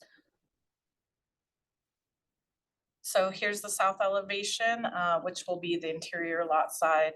Again, you can see the proposed brick at the front and then that change of material to stucco. And then you can just see that the building is somewhat shorter than it was previously and aligns at the rear with the contributing structure on the lot. And then here is the alley elevation where you can see those covered parking spaces behind the contributing structure still there. And the rear entrance for that subterranean garage has obviously been removed since it's no longer being constructed. And you can also just tell here that that glass atrium connector has now been slimmed down somewhat from the previous design. And you can also clearly see how these third level rooftop additions on the contributing structure are now all kind of connected. And then here's the East 13th Street elevation. As you can see, the fourth floor glass atrium connector will be stepped back from the Pennsylvania Street facade, as you can see on the left. The fourth floor of the new structure is approximately 11 feet back. The glass atrium is now set back 15 feet. They were the same before, so now they're slightly different. And the atrium slightly stepped back from that new structure more than it was before. So the highest point of the structure is that elevator doghouse. It was previously set back 29 feet, now it's 23 feet, but the overall height remains the same. And yeah, the atrium stands approximately 20 feet taller. It was 17 before, but still fairly close. Again, you can truly see how the greenhouses, that atrium lounge, and all of this now is connected when it wasn't before. And then shifted forward towards that Pennsylvania Street. So design guideline 3.1 states to locate the addition to be subordinate to the original structure. The addition of this new shade structure connecting the lounges and the greenhouses and the atrium, plus that shift forward may seem less subordinate. So staff just wanted to point that out as it may not meet that now. Here's some isometrics for the current proposal outlined in purple with the previous one in red. You can see at the top right. And then finally, here's just a more direct one from Pennsylvania Street. So to summarize the changes in this revised one, they are removing that subgrade parking garage that's been eliminated and just new surface parking has been added. It also makes the new structure shorter towards the alley. The width of this new commercial infill structure has changed from 40 feet 9 3/8 inches to 43 feet wide, lessening the width of the atrium connector piece to 10 foot and 11 3/8, making the new commercial structure a bit wider and that atrium connector a bit thinner.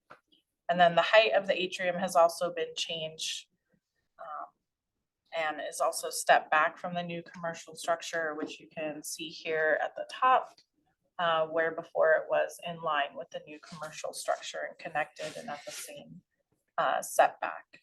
So overall, the proposed additions and new infill structure remain mostly the same with some slight changes that may affect subordination, which is why staff is bringing it back to you. However, we still feel that the infill structure and additions fit the surrounding context, so we are recommending approval. Thanks, Crystal. Anybody have any questions for Crystal? No, doesn't look like it. Okay, great. Do we have our applicant? Taylor?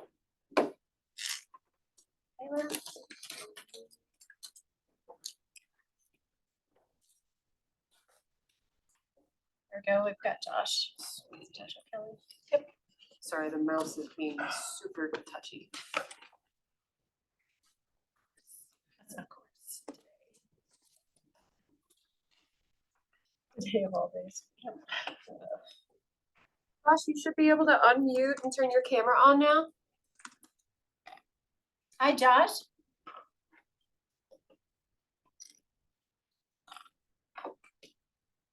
The Ouija board. Josh, are you with us? He's been promoted. Okay.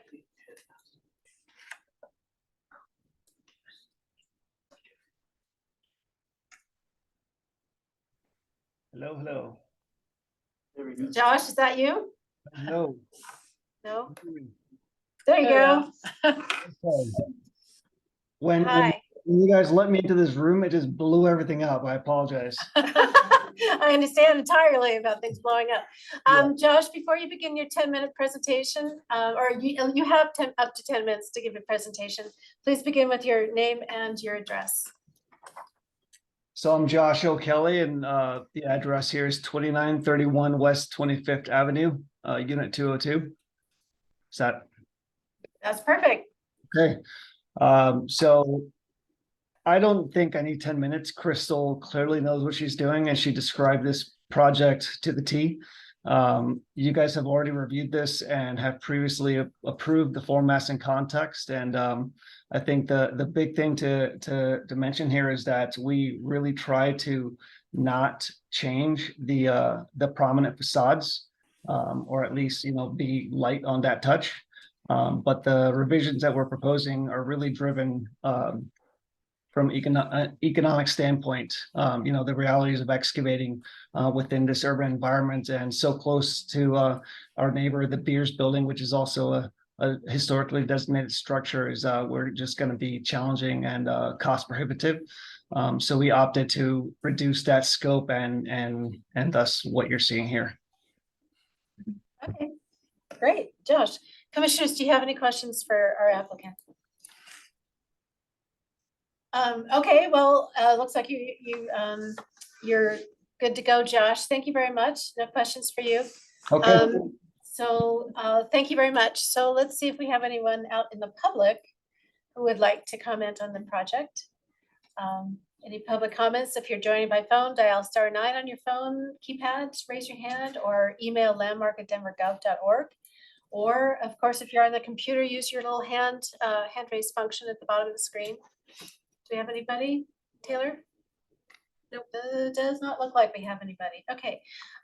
Crystal, is there any other additional comments you had? Okay, great. All right. Can I ask one question? Of course. Crystal, the motion is to conditionally approve, the motion written is a conditional approval. Sorry, accident probably. Yeah, there's no There's no condition. conditions. There's no condition. But so, Just meant So, approved. yeah, that's a really good catch, Thank you. Jan. Thank you for Sorry that. about I meant to say something about that. Thank you. All right, commissioners, let's go into deliberation then. What are you thinking about this project? Does it meet our guidelines? Staff believes it does. I'll just jump in and say, I agree with staff. I think it does meet our guidelines and is close, you know, the changes that have occurred since we first approved it are in general pretty minimal. And so I would support the project. Okay. And no concerns about it no longer being subordinate? I didn't, but. I don't know that it's any more or less Or even more or insubordinate less as the insubordinate, original. Yeah, Right. yeah, that's kind of what I thought. I didn't really notice that much of a change. I will say, I do like that there's no longer a series of railings along the top. Yeah, think I do that's agree an that that was an improvement. All right. Well, commissioners, if you don't have any comments, let's hear a motion. Make up for the last one. And thank you. yes, Madam Chair, I move to approve application number 2022-COA-387 for the revisions to the existing phase 1 approval for additions and a new infrastructure at 440 East 13th Avenue per design guidelines 3.2, 3.3, 3.5, 3.6, 3.7, 3.12, 4.1, 4.3, 4.17, 4.2, 4.21, 4.22, 4.24, presented testimony, submitted documentation, and information provided in the staff report. And thank you. Do we hear a second? I'll second. Erica has seconded. I'll give you the next one, George. All in favor, aye? Aye. Any opposed, nay? All right, Josh, your project has been approved. Thank you very much. Thank you, staff. Let's move on to our next, and it is also Crystal's project, 543 at 3327 West Hayward Place in the Allen M. Ghost District. And Crystal, take it away, please. Thanks. So this is an application for 3327 West Hayward Place. They're proposing to demolish an existing non-contributing hipped roof house that is on the lot. You can kind of see here at the right. It's hard to see because it's very far back on the lot, but it is there. And they're proposing to build a new infill structure with a detached garage. On the left here, you can see the existing lot location on West Hayward Place. And like I said, on the right, those existing photos. At the top is a ground plan comparison showing the location of the lot and the new proposed infill structure in relation to other houses on the block. So here you can see at the top right, the new single-family home proposed. It's a simplified Queen Anne style structure with a gabled front roof with nested gables and a cross gable for a side bump out with a second entrance at the basement. The home is proposed at a height of 30 feet tall, which is a height found within the historic district. And the width of the home is a bit wider than some other structures found within the district. However, the existing zone lot is also wider than other lots on the block. So it doesn't seem unusual. And side bump outs can also be found in this district. So, and this one is also set back from the front facade, so it seems appropriate. Other two-story structures are 30 feet tall within the surrounding context and on the block. You can see here at the bottom, other two-story structures, and the Queen Anne style with the two-story porch is common in the district. So here's the proposed site plan at left, and then in the center is the first and second floor plans, as well as a roof plan at the far right. Here you can see that side bump out for the second entrance. That is set back approximately 24 feet from the front facade and is an entrance to the basement. And the property will be fenced, so likely won't even be seen. The detached garage is proposed at the rear of the zone lot along the alley, which also follows district patterns. And then here you can see the proposed design, which is a simplified version of a Queen Anne style with a two-story porch and nested gables with a cross gable bump out, which is characteristic of other Queen Anne properties found within the historic district. The two-story house will include typical features and rhythms found in the district, such as window locations, proportions, and this porch location. The foundation and floor-to-floor heights are within the range of existing structures found on the block and within the context. And that overall building height of 30 feet is typical of the district. And there are some of this height on this block. The two-story porch and entry location is also typical of homes within the district. Design guideline 4.4 states to design the height, mass, and form of a new building to be compatible with the historic context. And staff just wanted to point out that the facade uses some articulation techniques, such as a trim belt course as well as trim window surrounds. However, staff would recommend the articulation techniques potentially be restudied to better match historic placements of belt courses. Additionally, the placement of the first floor paired windows seems to be located above the height of the front door, which does not seem to match other historic homes in the district.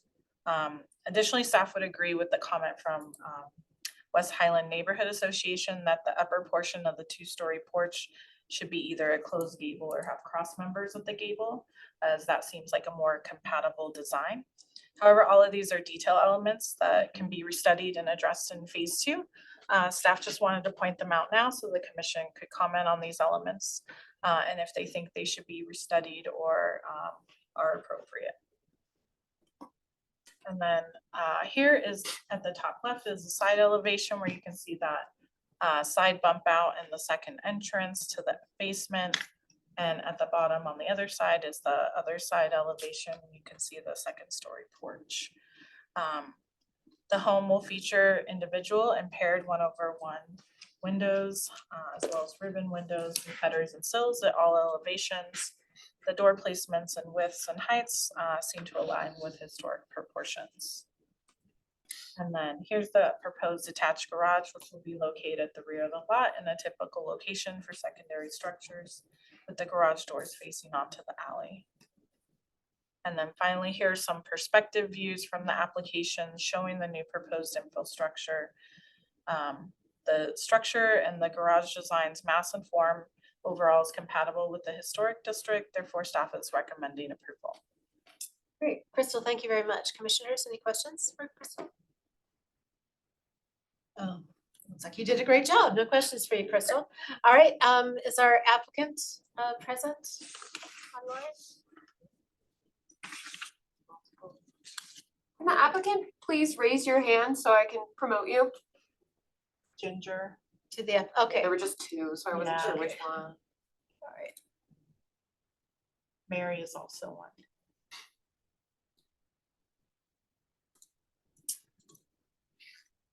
All right, applicants.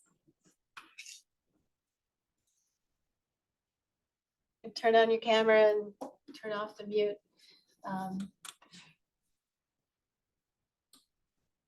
There you go. Hi, can you guys hear me? We can hear you. Thank you very much. You will be given, you've got 10 minutes to give your presentation. And at the beginning of that 10 minutes, please give your name and address for our records. Okay. I'm Ginger Bim. My address is 3547 West 23rd Avenue. I'm the architect on this, and I'm gonna say pretty much what the last guy said, which is I don't really have anything to add to what Crystal said. I'd love to hear your thoughts on where to place the band of trim that would make you guys the happiest, because I'm not sure we really have a strong opinion about that. We experimented with a couple of different things. We're happy to do whatever you guys want us to do on this. Other than that, I don't have much else to add. Great, thank you, Ginger. Commissioners, do you have any questions for the applicant? No. Nobody has any questions for you, Ginger? Okay, great, thanks. I don't know if Mary wants to say something. She's the owner. Mary, are you with us? And would you like to say something?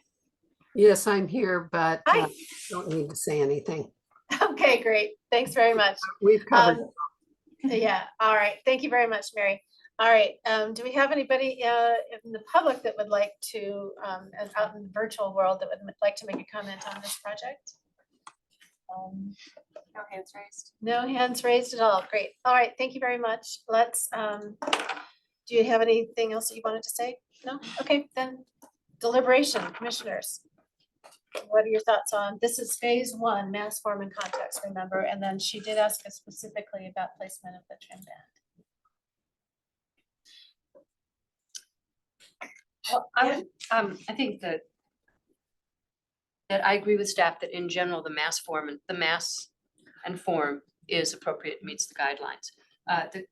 The issue about the location of the materials, to me, the thing that's a little bit unusual is the location of the break-in materials at the gable ends. Okay, I think probably everybody saw this, because I think it's a completely wonderful, in the application there is just a great set of context photos. They're fantastic. And there's for every single one of them, the change in material comes at the spring line of where the roof of the gable comes up. And it's funny, it sort of looks like the shoes are too small, or something's too small when you see it. And so it has to do, I think, following up on the staff's comment about where the line of the trim line is. I think that the applicant should consider actually looking again at their context photos. And even in the context photos, you can see that there are windows that actually straddle that line. So it doesn't mean anything about the change in location. And in fact, many of them straddle that line. So it's not about moving the windows, it's about moving the line of the material brick. And I would just say, as far as guidance on where those bands could go, also looking at the context photos, some of them are at the base, some of them are at the more coming at the top. When they're arched windows, it's at the spring line for the arch, but so that I think that would probably just be a good place to start as far as considering where those would be best. Okay. Good comments. Anybody else? Fran, any thoughts? I agree with what was all stated already among the commissioners. And then I also agree with the neighborhood that had the comment about closing the gable on the second story balcony gable. Okay. All right, good. Gary, did you have anything? Nope, All right, I'm good with that. George, you good? I'm good. And I'm with whoever suggested perhaps closing the gable over the front porch. Would be very happy with that. That'll be helpful when they get to phase 2. Yeah. All right, do I hear a motion? Madam Chair, I will move to approve application 2023-COA-543 for mass form and context for the new proposed infill structure at 3327 West Hayward Place. Per presented testimony, submitted documentation, design guidelines 4.1 through 4.6, 4.8, 4.18, 4.19. The Allen M. Ghost character defining features, presented testimony, submitted documentation, and information provided in the staff report. Graham, thank you. Do I hear a second? Second. Gary, thank you. Gary has seconded. All in favor, aye? Aye. Any opposed, nay? All right, it has been unanimously approved. Thank you very much. All right, now we are on to Jesse's project at 2023-COA-545 at 3616 Decatur Street in Potter Highlands. Jesse, take it away. Don't you mean 36? Did I say it wrong? 3616 Decatur Street. Nope, it should be the 361 Lafayette Street is the next one. Not on our agenda. Nope, It's Oh, maybe it got messed up. Okay, I'm happy with whatever. Shall we go with the Lafayette Street then? I think Brittany moved Lafayette to the end because they wanted to be at the end, Jess. Okay. So I'm gonna skip to your Decatur one then. All right, if you'll give me 1 second to. No worries, Did sorry bear about with that. I vaguely remember I that. was like, oh, did I read it wrong? That's possible, entirely possible. I vaguely remember. Brittany There are no mentioning snacks this I time. know. I know. This We is have a longer meeting. we have a horribly long meeting and we have no Sorry. snacks. It's probably because we're moving. I got half a Oh, bag. that's of right. pencils. We can pass That's it. right. I'm gonna guess. Graham, yes. I say we can pass the. All right, Jesse, are you Everybody ready? takes just one. I am ready. All right. All right, take it away when you are ready. This is a second review by the commission of phase 1 mass form and context for 3616 Decatur Street. So 3606 Decatur Street is a triplex located in the Potter Highlands Historic District, just to the south of this site. On June 2nd, 2020, the commission reviewed and approved a zone lot amendment for 3606 Decatur Street. The zone lot split created a 50-foot by 85-foot lot to the north of the triplex, which is the site where this new infill is situated. The applicant is requesting to construct a new primary structure on the approved zone lot under the address 3616 Decatur Street. This structure will be a single-family residential structure with a basement level ADU. If you could click to the next slide. So the proposed structure will face onto Decatur Street, while the north side of the building will abut the alley. The building will be set back 20 feet to the front wall of the house, fitting into the range of setbacks in the immediate block context. Landmark staff would like to mention that the depth of the lot is shallow, but matches the depth of the lot at 3606 Decatur Street. 3616 Decatur Street is proposing a detached garage at the back of the lot with garage access off the alley. And that is a layout typical to this district. But because of that, that garage location and the depth of the lot, they are going to use the side yard to create yard space for this structure. It's not often found in this district, but it is a lot layout that can be found on the triplex to the south of this proposed building. And I believe there's some additional structures to the northeast that have a similar site layout.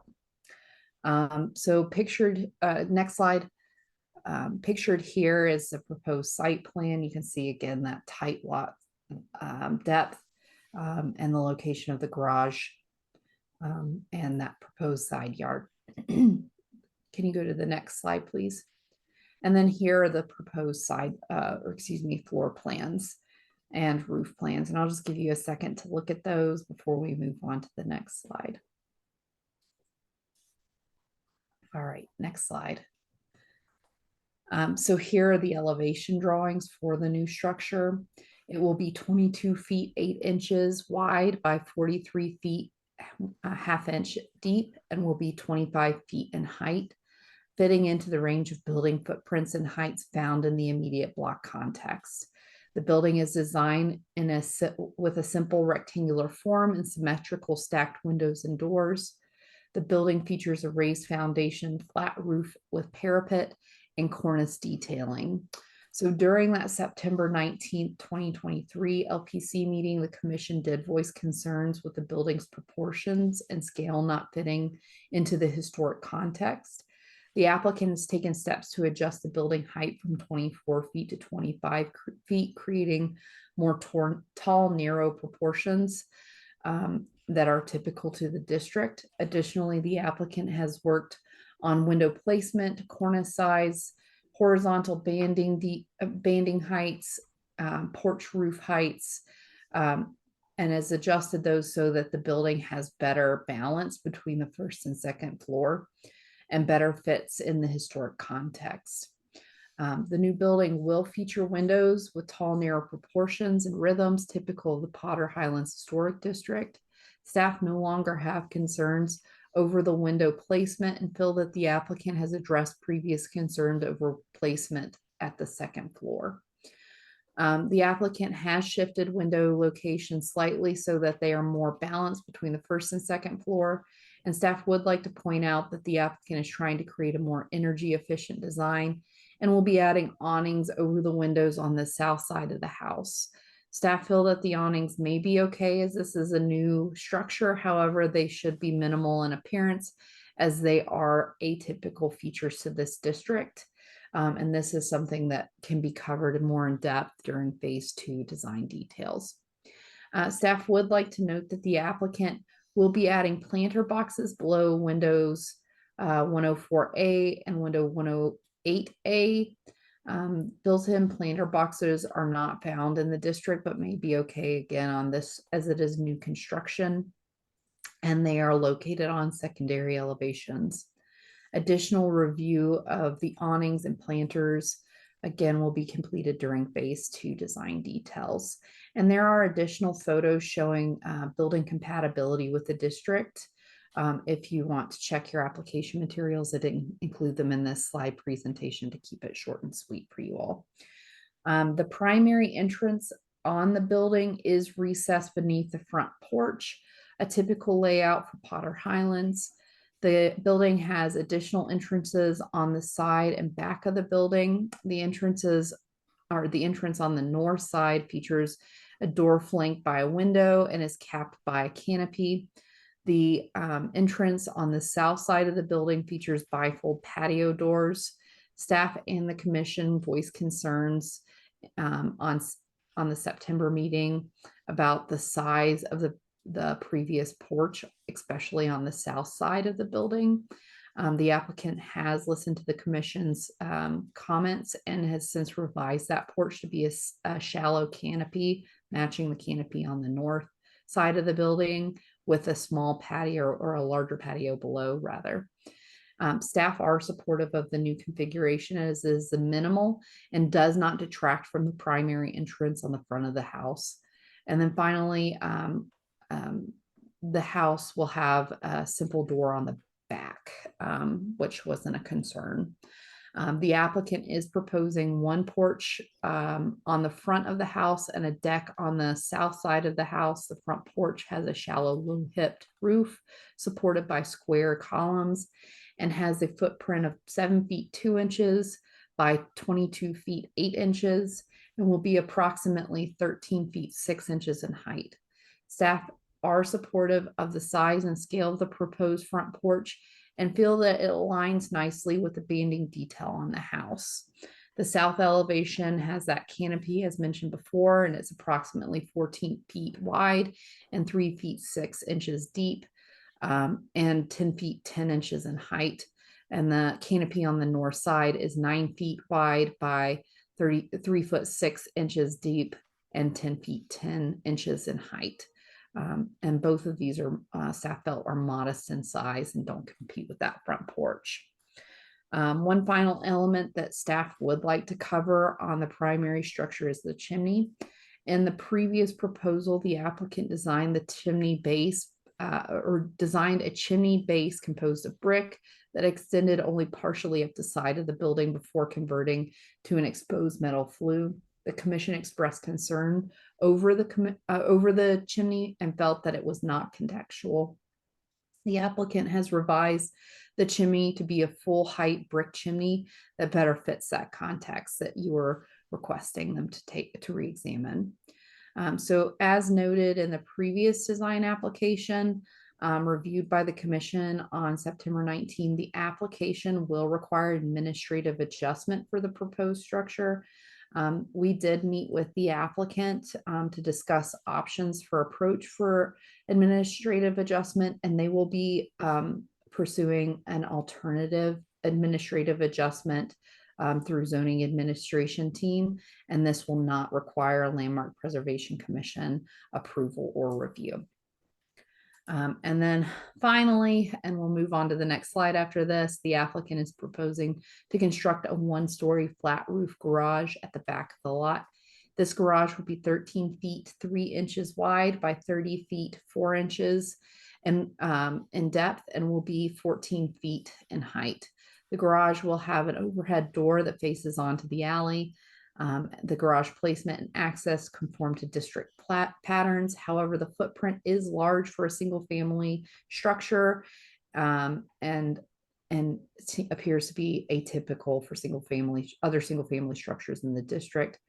The commission did discuss the depth of the garage in the last meeting, and they didn't express concerns over that garage. Staff's initial concerns would be tied to visibility. However, this is modern structure with a modern primary building, and it may not impact the context and is pretty subdued in design. So staff felt it may be okay in this case. Next slide. So we are recommending approval of the application. Citing guideline 4.1 and 4.2, the building footprint and placement on the site fits within the immediate block patterns. Building form, massing, height, and features fit into the range of building forms, massing, heights, and features found in the block context. And in the district, citing guidelines 4.3, 4.4, 4.15, and 4.16. The building features a simple boxy form that fits into the context, but is still recognizable as modern construction, guideline 4.5. The building's roof form and door and window proportions, rhythms, and placement fit those found in the district, guideline 4.6 and 4.8. The garage is large, but is located at the back of the lot, is simple in design, is recognizable as modern construction, guidelines 4.18 and 4.19. This application will have to return for phase 2 design details, and those details will cover windows, materials, etc.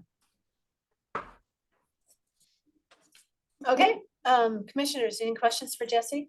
I have a question. Gary? Is the lower level or basement dwelling unit actually an accessory dwelling unit? Or is it just an apartment? Because I don't know the definition. I would have assumed an accessory dwelling unit is in a separate structure. So is that the correct terminology, and is there an implication calling it an ADU when it may not actually be? Crystal may have more knowledge on the zoning requirements. I'm not. I would just say an ADU doesn't technically have to be separate. It can be in the same structure. It's still an ADU. It could still be an ADU. Okay. They could also consider it a duplex. I think originally Jesse had thought this might be, but it could be either one. They are allowed to have that. We have looked at accessory dwelling units like attached to the back of the house. So It doesn't necessarily Okay, have to be okay. detached. Okay, anything else for Jesse? Thank you. Alrighty, is our applicant with us virtually? Oh, actually, he's in person. Thanks for your patience. So you know the routine by now. Yes, I do. You'll have 2 minutes to make your presentation. and Yeah. Your name and address, please. Definitely won't need that long. So, name's Cameron Kruger, 30 South Utica Street, Denver, Colorado, 80219. I work with Archileaf Architects and Consultants. Thank you, staff and Jesse, for the just meeting with us and the guidance to get to this point and a thorough presentation. It's been kind of fun and challenging to kind of marry all these little principles and these new codes, which one of them that was introduced in the summer allowed us to get this ADU in here. So as Jesse mentioned, we made quite a handful of tweaks from our last presentation to accommodate a bunch of comments from both staff and Landmark Commission. I think one comment that wasn't brought up was that we did extend that second story to align with the first story, which was something that was brought up through commission. That kind of helped clean up the boxy form. And the other thing, the location on the siding, that was definitely based on a lot of the context. If you look at our the site context on our block, you'll see all but I think one contributing structure is aligned against the north property line and has a south side yard. And then, with the windows, we really took time finessing those proportions to get those aligned. And I think we were able to kind of get it figured out where even with this small structure, we didn't have to play around with any like faux double hungs or anything like that to get the egress to work. And then the last thing is just the metal parapet design. We introduced that with a lot of depth and cutouts to introduce some shadow play. That would be kind of typical on a more masonry structure. So I think besides those items, and then the south side awnings, those are all proportioned for the windows to be to maximize the shading during the summer solstice, and then not be any deeper than they really have to be. So the smaller windows have smaller awnings on them, and bigger windows have bigger awnings. So I think it really kind of pulled all these ideas together, combining the kind of carbon footprints ideas with the historic context. Thank you. Commissioners, do you have questions for our applicant? I don't see any questions. Well done. All right. Do we have anybody out there in virtual world who would like to make a comment on this project? If you do, please raise your hand. Doesn't look like we have anybody. No, okay, we don't. All right then. Does staff want to redirect any comments from staff? Additional comments? Nope. Okay, thanks, Jesse. All right, commissioners, let's begin deliberation. What are your thoughts? I remember the discussion of this one when I first came out. Yeah. And hats off and my compliments both the staff and the architect for hitting all the points and doing it so nicely. Okay. That's a comment. That's George, if anything else. thank you, George. Okay. Anybody else? I have Yeah. just two friendly comments looking Certainly. towards the design details. I think the planters, which Jesse had mentioned, there's one adjacent to the ADU entry and then the south. The one in the south hit me as a semi-historic condition we see all the time, which is the window infilled for the kitchen sink. And I think that having a planter there, or maybe just articulating that detail a bit and showing how that planter versus that matched pair of double hunks on the south elevation, it looked almost just like a near miss, like a window that had been in a historic building was in the way of a new kitchen cabinet, or, Yeah. friendly comment on that, but I think just a little bit. And the parapet, which does give that more Italianate kind of traditional detailing we talked about. I appreciate the simple and kind of the perforated detail. There were elevations or some of the renderings where it felt almost light, like it wanted to elevate instead of ground. Again, just a friendly comment, but I agree with George. I think this is a nicely proportioned and a nice revision, so. Commissioners, any other comments? I did not see the previous iteration and I'm slightly curious because this just seems, yeah, it seems to hit all the marks, so. All right, commissioners, do I hear a motion? George, Madam Chair, I move to approve application 2023 COA 545 for phase 1, mass form and context at 3606-3616 Decatur Street as per design guidelines 4.1, 4.2, 4.3, 4.4, 4.5, 4.6, 4.8, 4.15, 4.16, 4.18, and 4.19. Character defining features for the Potter Highlands Historic District, presented testimony, submitted documentation, and the information provided in the staff report. George, thank you. Second?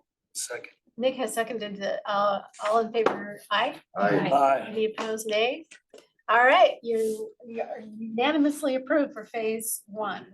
Thank you. And you can work with Jesse going forward. All right, commissioners, generally we take a little break at about 3 o'clock. Would you like to take a 5-minute break? Your chairperson would, so. Yeah, we'll drive that bus. Your chairperson, why am I asking you? All right, for all those joining us virtually, we're gonna take a 5-minute break and we'll be back at it momentarily. Cookies? Sorry.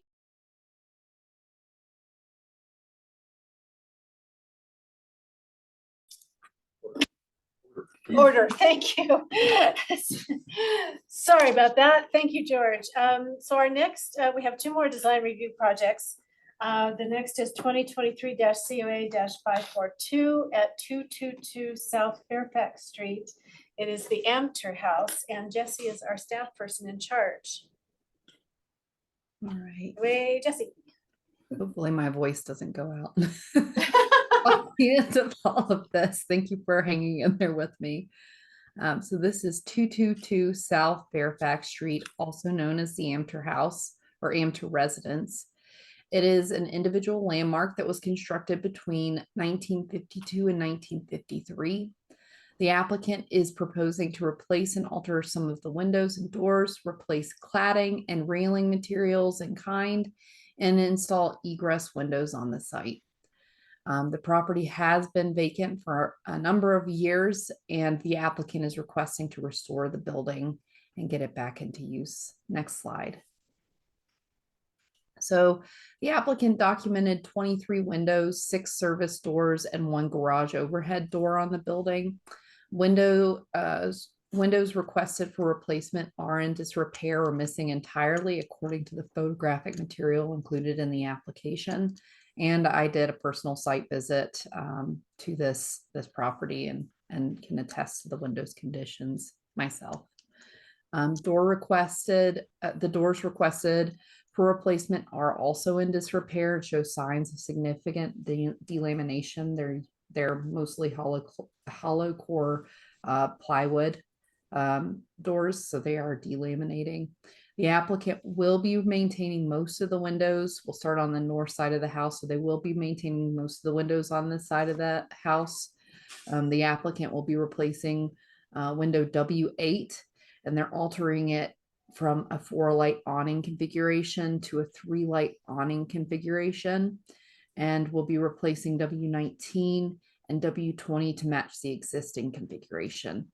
Additionally, the applicant will be infilling windows W9 and W10. Windows will be aluminum clad wood materials and will be installed to fit the existing rough openings and match the existing window recess.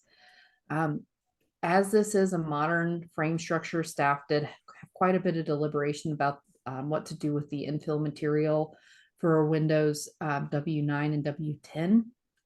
And we felt that our guidelines don't really address modern materials that well, and felt that it would be more appropriate to do a flush infill of these openings rather than recess them, just because of how they are installed on the building currently. We felt that by recessing them, it would just, and especially in that frame portion of the building, would just look odd and would detract from the building. So staff did want to point out, we did have some initial concerns with them changing the window patterning from 4 to 3. But ultimately felt that this is on the side of the structure. It's not readily visible from public vantage points, and it's not going to impact the overall significance of this building. I was also going to point out here that the applicant will be replacing window W23 with a 2-light awning window. Excuse me. And that will be, excuse me, they'll be replacing window W23, which is a 2-light awning window, and they'll be converting that into an egress window on this elevation. And then applicant will be replacing 8 windows. Oh, excuse me. If you wouldn't mind clicking to the next slide, I forgot to put my slide number in here. So on the east elevation, the applicant's replacing 8 windows and altering 1 door and window configuration. So windows W1, W2, W3, W4, W5, and W7 have 2-light awning window configurations. The applicant will be maintaining this configuration and installing new 2-light awning windows to match. The applicant will be replacing window W12, altering it from a 4-light awning configuration to a 3-light awning configuration. And then windows will be aluminum clad wood and will be installed to fit the existing rough openings to match the existing window recess. The applicant will be removing D2 and W11, and in those 2 openings place, they will be installing bifold survey windows and infilling around. The infill material around these openings will be flush per staff's recommendation to the applicant. And then the applicant will be replacing D3 with a new full light patio door to match the existing. The applicant will be replacing, excuse me one second. The applicant will be replacing W6 with which is a 2-light awning window with an egress casement window on this elevation. If we can go to the next slide. So on the west elevation, the applicant's replacing 5 windows and 1 door. This is a front elevation. W16 is a 4-light awning window that will be replaced with a 4-light awning window to match the existing window. Again, staff did have concerns about altering window operation appearance and style on the front of the house, as it was so visible and so integral to the character of the house. So the applicant is proposing to replace with 4-light here on the front, but several of the 4-light awning windows on the back and sides of the structure will be altered to a 3-light from a 4-light. So window W17, W18, W21, and W22 are 2-light awnings, and these will be replaced with 2-light awnings to match the existing. All of these replacement windows will be aluminum clad wood materials and will be installed to fit the existing rough openings and match the existing window recess. D1 is a flush panel entry door, and the applicant is replacing that with a new flush panel entry door to match that existing entry door. There were some details like a peephole and I think a detail around the doorknob. There is not a requirement to maintain these materials on the new door. Staff did mention that that's part of the character. There's just very minimal detailing on this house because the nature of the style of the house, but felt that these elements were, pretty character defining for that entry door. But again, there is no requirement for them to keep that material on the new door. The garage door is partially shown on the west elevation, but it's not labeled. The applicant's material shows that this door will be replaced with a steel flush panel door that closely matches as closely as possible that existing door. It's not going to be an exact replica, but it's pretty close. And then staff feel that the applicant should include a southwest elevation that better shows that garage door. And there was another door that's called out on the back of the house, W14, as being replaced, but it's not shown. You know, what the existing window looks like and what the proposed window looks like. So staff is requesting that new elevation be included of the southwest that better show that garage door and W14. Next slide. So here are the images of the doors, the various doors on the site that are proposed for replacement and their proposed replacement materials. As you can see, they're in pretty rough shape, most of them, and the applicant is proposing materials that more closely match those historic materials. Next slide. Staff is one other item or two other items that the applicant is requesting. There's a railing over the garage that is completely deteriorated. It's got a diagonal or slanted balustrade. The applicant is proposing to replicate that exactly. And then additionally, the siding on the house is pretty deteriorated, and the applicant is proposing to replace that siding material with a new smooth finish panel material that's that is cementitious, and it will closely match the existing siding material. Staff is recommending conditional approval of this application, requesting that they include a southwest elevation drawing showing W14 and D7 so that we know how and what those doors look like and what they'll be changing to. I did also note in the application materials that there were proposals for alterations to the roof, including roof replacement, electrical service, and fence replacement. These were all administratively approved, and they were approved under the COA number 2023 COA 374, and they aren't included as part of consideration for the commission today. Jesse, thank you. Commissioners, any questions for Jesse? Jesse, since this is an individual landmark, could you give a little bit of background as to when it was designated and under what criteria? I realize it was probably under older criteria, but I just think that's important background information. Is that anything you can share with us? Certainly. If anyone else has other questions, I'll pull that designation up. Any other questions for Jesse while she's doing that? Gary? This may be a question that you can't answer. Do you know if, for example, Historic Denver might hold an easement on this property? I'm not aware that there is an easement on the property. I just, the building has had interest in it before because of its mid-century modern status.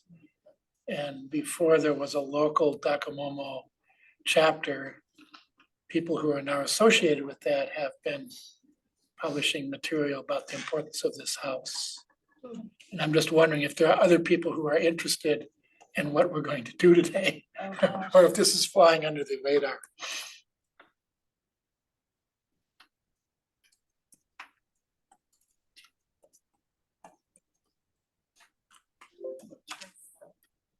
It's the alterations that could. Yeah, I know. That's what I'm thinking.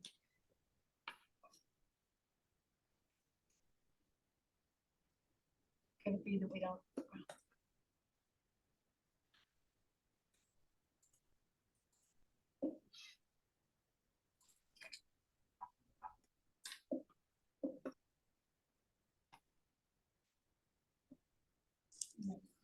think we could have Jesse check with Historic Denver after. Yeah, my concern is, so, if we approve these changes, that could be a violation of the easement. Well, Only only if if you they do them. do them Yes. without the easement holders Yeah, approval. we could approve it and they could not approve it and then it goes. Yeah, and I Okay. mean, Okay. that's, they've kind of put themselves in that position if that's the case, Okay. but All right. Okay, so we can go forward then. Sure. Okay, cool.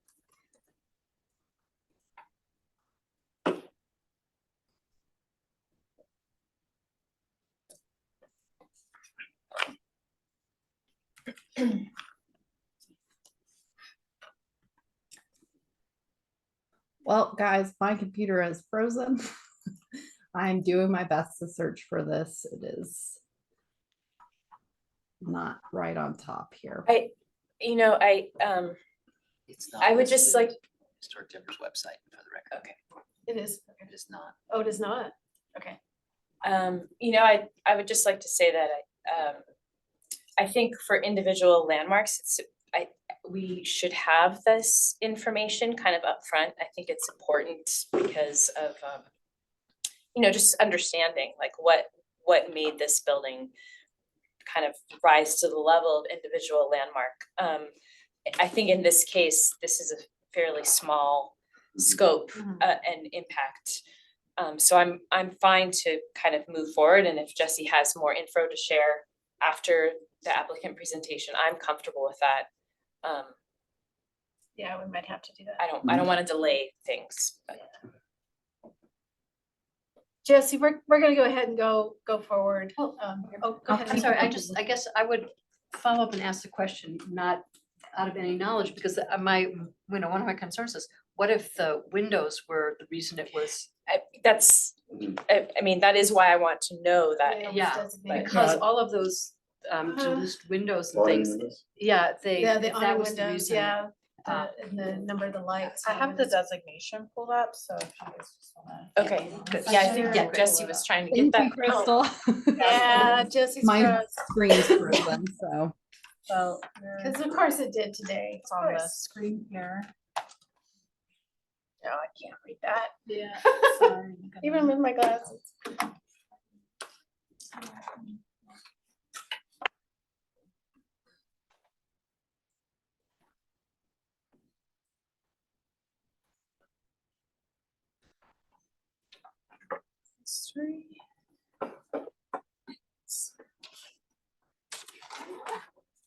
Pause or No, I think just kind I of think- scroll through and see I what. think what we're mostly interested in is were the window, yeah, the architecture, were the windows called out? Well, This- yeah, anything about its materials.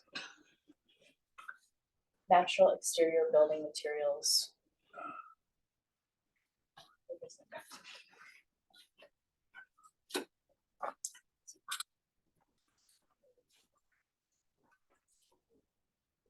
It does mention windows here, but it's talking more about like window openings, like ribbon windows, windows that fill the gable end, window walls. All Yeah, of that is going to remain the same. Yeah. It's just the number of awning windows in the openings. It's changing by one. If pane. I'm looking at LM 102, it looks like a door, a stack of awning windows, and a picture window are being removed and replaced with 4 casements. Am I reading that correctly? That's the bifold. The bifold? Yes. That, that's I mean, that's a panoramic. significant change to the, as you look at that elevation, there's deliberate symmetry between those 2 bays originally, which is being disrupted. Maybe we should save some of that for the Okay, deliberation. okay, but, okay. And I would just point to again that, you know, the alterations that staff were comfortable with to the window styles are located on secondary elevations, and the guidelines do allow for change to happen on windows that are on secondary elevations because they are less visible from public vantage points. All right. I think I missed it at the beginning. What year was it designated?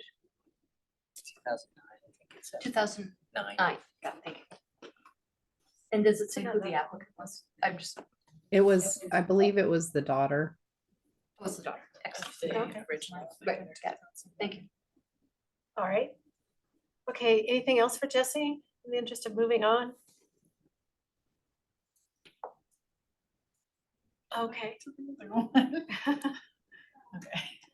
Okay, great. So any other questions for Jesse before we move to the applicant? All right, is the applicant with us? If you could, yeah, if you could raise your hand, there you go. And join us by unmuting and turning your camera on.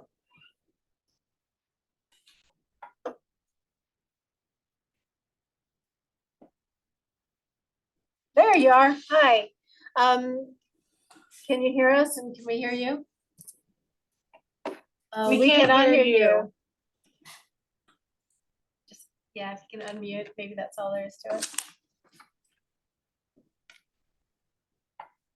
Nope. Needs to get off and get back on.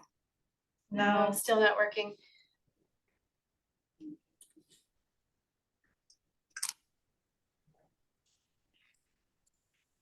Okay, that sounds great. It's such a unique house, we left it run. Oh, talk to Ann about that.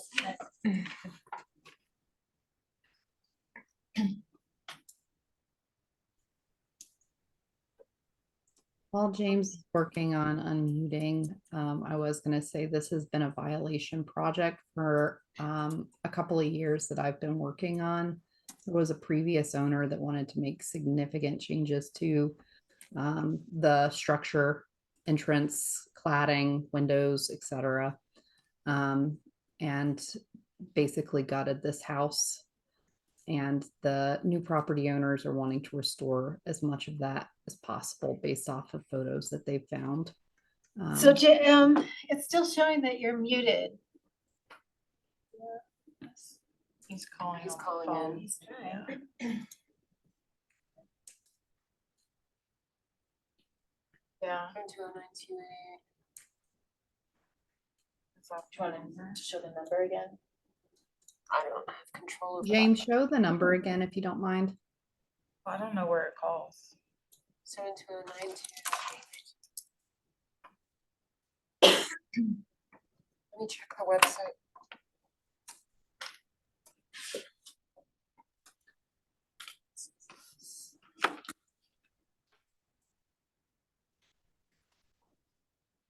James, it may be worthwhile too if you leave and rejoin the meeting, but before you enter, you can Try now. your audio.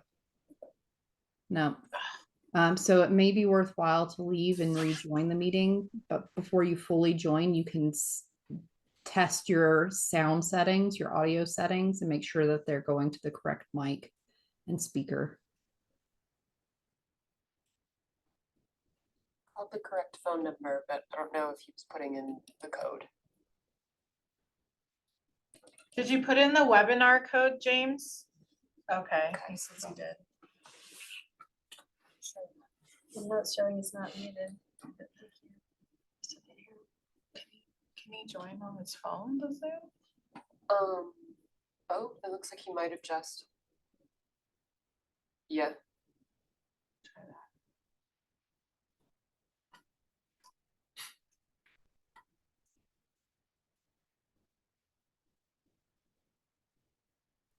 I think you can hear me now. Yes, we can hear you now. Yeah, thank you very much. Excellent. Thank you very much. Okay, so I've left the computer and we'll try to do this on my phone, okay? Okay. If you'll Okay, have 10 minutes to talk. Can you start with your name and Okay, address? go.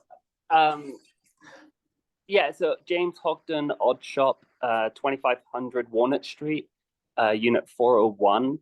I'm the design build team on this project, and I'm representing Matthew DeFale, who is part ownership of this house. First, we just want to say thank you to Jesse. A lot of reading that you've just done, and we appreciate all of your support that we've had so far. I was listening to a lot of your comments then, just as we we're trying to figure out this audio, and we would love not to touch this house. We acquired the house, and it's really sad what they've done to it, or what they did do to it. They almost got it to the point of where it would be condemned, and it's just a carcass now. And we love the 4 awning windows, and we've worked with Jesse and Christo about keeping the 4 awnings on the facade. But the only problem is with how that we're going with the Anderson E100 series, the aluminum clad with the wood interior, and the mullions are now the mullions are about 1.5 inches wood, and they're rotten. All the mechanisms it looks like they've took a sledgehammer to them just to break them. But if we put in the Anderson E100 series, the 4 awning windows, with the height of these windows, they're 72 inches tall, our glazing is going to be minimal. So because there's going to be 6 sets of mullions going through these awning windows, and that's why we're pushing for the 3 awning windows. But understand the concerns for the 4 awning on the facade. Unfortunately, the rest of the awning windows that we want to change are in the back. And the way the house is angled on Fairfax, there's mid-century details everywhere, and you can't actually see into the back. It's very private. Yeah, so that's on the windows. The doors are all like for like. The original doors are in really bad condition. They're all rot. It's rotten from about the bottom to about 14, 16 inches up. The garage door, I think you could see by that image, it's unrepairable. And then the siding, we're just going to do the exact same. We're going to take off the old and put on like for like everywhere. The interior of the house, I know you guys are not really looking at that, but we're just doing like for like everywhere that we can.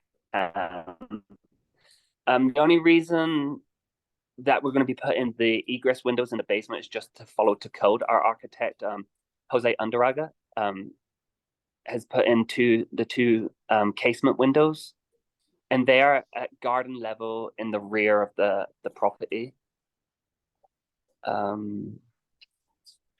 Yeah, I think that's all really I have to say. Like, we love this house. We hope you guys see the importance of this.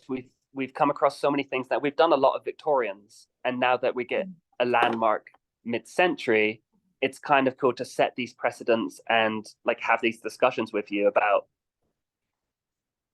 like how do we move forward with this beautiful house and make it look like it's never been touched before. Great, thank you very much. Commissioners, do you have any questions for our applicant? No questions? Okay, great. We'll gear this. I gotta get with what elevation that is. It's probably the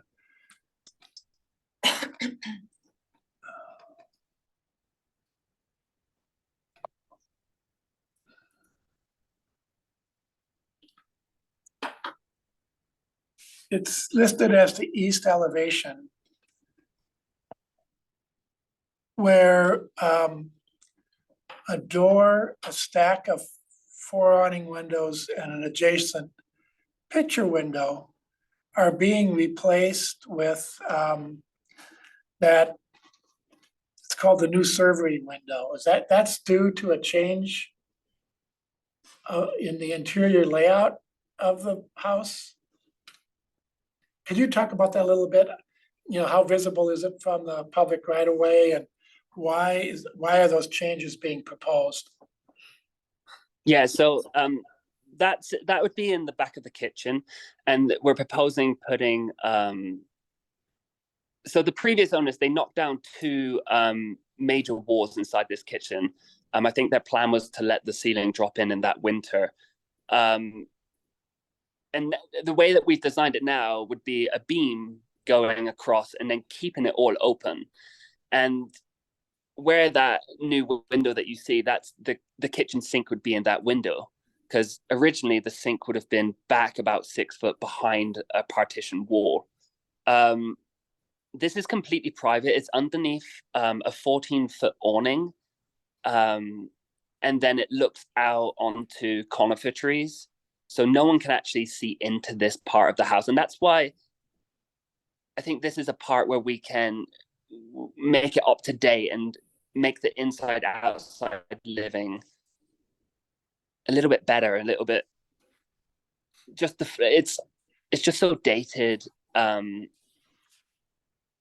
We just need to put the kitchen window there. And then the reason why the windows are going on the other side because there's nowhere for a refrigerator to go. There's nowhere for an oven and an extractor fan. And we just need wall space. Does that answer your question, Gary? Yes, it answers the question. Okay, great. Any other questions? All right, I don't see any other questions, so thank you very much. Jesse, did you have anything that, oh, I'm sorry, let's go to see if we have any anybody in the public that would like to chat about this. Public comments? Sorry. Nope. No public comments. All right. Jesse, did you have anything else that you wanted to add before we go into deliberation? Yeah, just to put Gary's mind at ease, Crystal, could you bring up that first slide of this site? Site plan. So that alteration is on the east side of the house. I can't point to it. It's right on the back. Yeah, where if you bought Crystal, yeah. Nope. Actually, yes, that is it. So, nope, not, that's the. That doesn't help. It doesn't help me because it was clearly a design intent. So at the bottom if of it the was like screen is this. Fairfax. There are no alleys on this. The back of the lot just faces onto the next house. Is fully covered with trees, which I know we don't review. And then to the left and right, you can see houses on either side. This does not face it can't be viewed from any public vantage point. Okay. Anything else for Jesse? Okay, then let us go into deliberation. Gary, I bet you've got a comment. Well, I'm a nuts and bolts guy. That's okay. So, but I'm trying to be sensitive to design intent and this being a mid-century modern building, it seems to me that the fenestration patterns were very deliberately part of the architect's intent, and we're changing that. And I'll leave it to historians about how far can you alter an individual landmark before you've lost what made it significant in the first place. And I see all these window changes as diminishing the character of the building. I understand that there's some technical problems with replicating the stack of 4 awning windows that apparently were tied together. It was a single unit rather than 4 individual sashes. And the problem is that nobody makes that anymore. But still putting in, doing 3 instead of 4 with the wider wood members or whatever. They all are incrementally diminishing the character of the building. And because it's a mid-century modern building, I think a greater sense of sensibility or sensitivity needs to be had. But again, I'm a nuts and bolts guy, so I understand why they're doing what they're doing. I just don't want to lose sight of how much alteration can occur before you don't have what was What was- significant in the first place. So. And maybe Abby needs to say something about this. I know it's, she's in a different, I was going to, Subdivision. I was going to ask our architectural historian, Erica, for Yes. an opinion. Well, you know, I share your concerns, Gary. But I also worry about, you know, what shape this building is already in. And, you know, clearly they're dealing with some stuff that wouldn't have been ideal if they had come in at an earlier point, that they would have been able to maybe handle differently. yes. And so I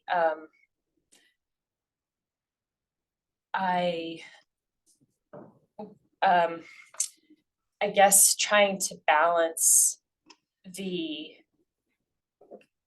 design intent with what they can do feasibly. And I think they clearly understand the design intent based on the changes that they're suggesting. And I don't have any better solutions for them myself. Yeah, exactly. So I guess it's not ideal, but I appreciate what they're doing, and I think I can support the application. Again,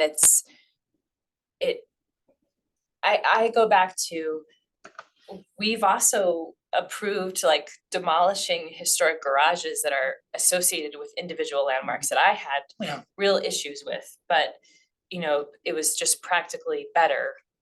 And so this is a slightly different thing because there is kind of less wiggle room there, you know, it's so tightly defined, these the windows and the lack of ornamentation to kind of cover it all up, right? It is what it is. But I think they are trying the best they can to balance those considerations, and so I think I would have to support it. Thank you, Erica. Anybody else? Anne? I think that one thing that makes it difficult to look at this is there's no plan. And even though I understand that the interior is not our purview, but the whole sense of the indoor outdoorness of this house, you can't get it all from this. And when I saw the word servery, I couldn't understand what it is they were talking about. And unfortunately, the cut sheet that shows in there shows something that would have nothing at all to do with this house. As you know, the things as if there's an indoor outdoor thing. And again, I know it's not our purview, but it was hard to tell how this fits into the landscape and how people interact with it, because you can't, even in the plan, you can't even really tell where the doors are or anything, or what's going on inside, so. Jesse, I see your hand up, sorry. Yeah. Karen. Right. I don't want to interrupt a deliberation, just to Gary's question about whether or not Abby looked at this. We did bring this project to the full team. Abby did provide comment, and there was quite a bit of discussion about modern material and how we address that, and how our guidelines don't really address modern materials very well, or modern structures very well. And you know, we did discuss, you know, fenestration patterns. And as Erica had pointed out, you know, there's only so much you can do. Either you're giving up glazing size, which to meet the number of awning windows within a unit, or you're sacrificing one awning unit to keep the overall, you know, glazing size intact. And it's kind of that delicate balance, as Erica had pointed out, and using what materials we do have to meet the needs of the house and keep that overall context intact.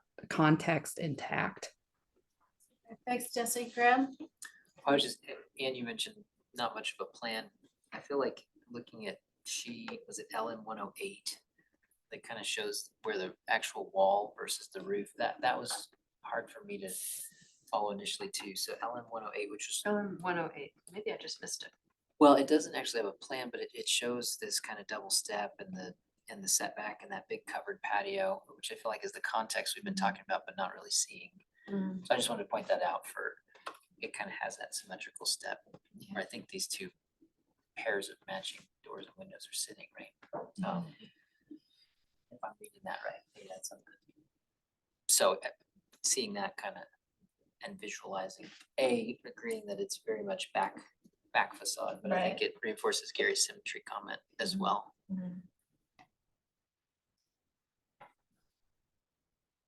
It's a big covered patio. All right, commissioners, what are we thinking? Sounds like leaning toward approval with the conditions presented by staff. George nodding. Well, Here. the changes they're requesting don't seem to me to alter the character of the house sufficiently. If, like you said, a 4-panel awning window is the reason for landmarking, the designation, as opposed to an awning window with 3 panels. So I can, and they not made any more, that's fine. Jesse, your hand's still up. Did you have something additional, or is it just, okay? Is it still up? Yeah. It's not showing up on my end. I think it's the mouse from Crystal. Oh, is it Crystal's mouse? No, Oh. I'm touching it. Oh, there's a There's a stray hand. There's a floating stray. Oh, I think that's Taylor's mouse. It is. Taylor. is the It's a culprit. hand over Okay. Jesse. Sorry, Jesse. Yeah, you're off the hook. Okay. So, all right. Okay, commissioners, so Erica was okay with it. George is okay. I'm okay with it. George is okay. I am willing to entertain a motion from the floor. Madam Chair. George, I move to approve with conditions application 2023 COA 542 for the alterations at 2222 South Fairfax Street as per design guideline 2.19, presented testimony, submitted documentation, and information provided in the staff report with the following conditions. That the applicant correct the south elevation drawings, and the applicant add southwest elevation drawings that clearly show W14 and B7. George, thank you. Do I hear a second? I'll second.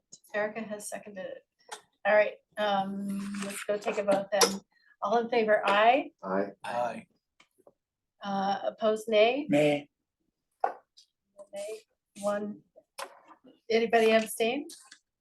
I'm gonna go nay. Okay, so 2 nays, 1, 2, 3, 4, 5 nays. So it passes, but not unanimously. All right, Jesse, thank you very much. And also, guess what, Jesse, you're up again. 2023 COA 392 at 361 Lafayette Street in the Country Club District. And we just recently saw this. All right, so let me scroll up here and get situated. All right, so this is 361 Lafayette Street. The applicant is requesting to reconstruct a deteriorated historic porch foundation and replace the non-historic columns, replace 7 windows, modify an existing historic rear addition, and construct a new connector addition, and demolish the existing garage and construct a new garage. So this is a slightly altered plan set that from what you reviewed on October 3rd. So just keep that in mind. So you did review this application or a similar application at this address on October 3rd, 2023. However, the application was continued over concerns regarding the porch reconstruction and window replacement request. Next slide. Here you can see the existing and proposed site plan. The original garage located on the south side of the property will be demolished and a new one-story garage with 92 square foot connector addition constructed on the south side of the property. This scope of work has been added to the project scope since the October 3rd commission review. The existing garage is original, however, garages are not contributing to the Country Club Historic District, and they may be demolished. The proposed site plan notes that the alterations to the non-historic addition will require an administrative adjustment. However, the specific adjustment request is not stated and therefore unclear. The AA request needs to be clarified, but can be reviewed to determine if it meets the historic hardship criteria at a later date. Next slide. Proposed floor plans are pictured here. The new garage will be a 2-bay garage connected to the primary structure with a small connector addition with a mudroom, powder room, and hallway. Attached garages are common within the Country Club Historic District. Addition is minimal, and the addition is minimal in footprint with no negative impact on the historic fabric. Proposed connector addition will have a flat roof and the garage a gable roof form. Existing asphalt shingles on the historic structure will be replaced with a new asphalt shingles. Next slide. On the primary facade, the historic porch foundation will be reconstructed to match the existing conditions and the existing columns demolished and replaced with new stucco arch support. The existing historic roof will remain. The historic windows 1-2 and 2-1 and 2-2 are proposed to be replaced. Window 1-2 is a wood window with a distinctive mullion pattern. Window 2-1 and 2-2 are cottage wood windows with a leaded glass and stained glass upper sash. Windows on the front, and they are windows on the front facade, having a repair class rating of 1 to 2, with window 2-1 having a rating of 3, but only on the operating mechanics of the window. Window 1-2 has a rating 3 in the glazing and putty gaskets. All of these items are repairable. These windows are character windows and are not deteriorated beyond repair according to the assessment. Our guidelines do support maintaining character defining windows such as these wherever possible, especially on the front of the house. Next slide. So at the October 3rd meeting, the commission requested additional information on the porch reconstruction.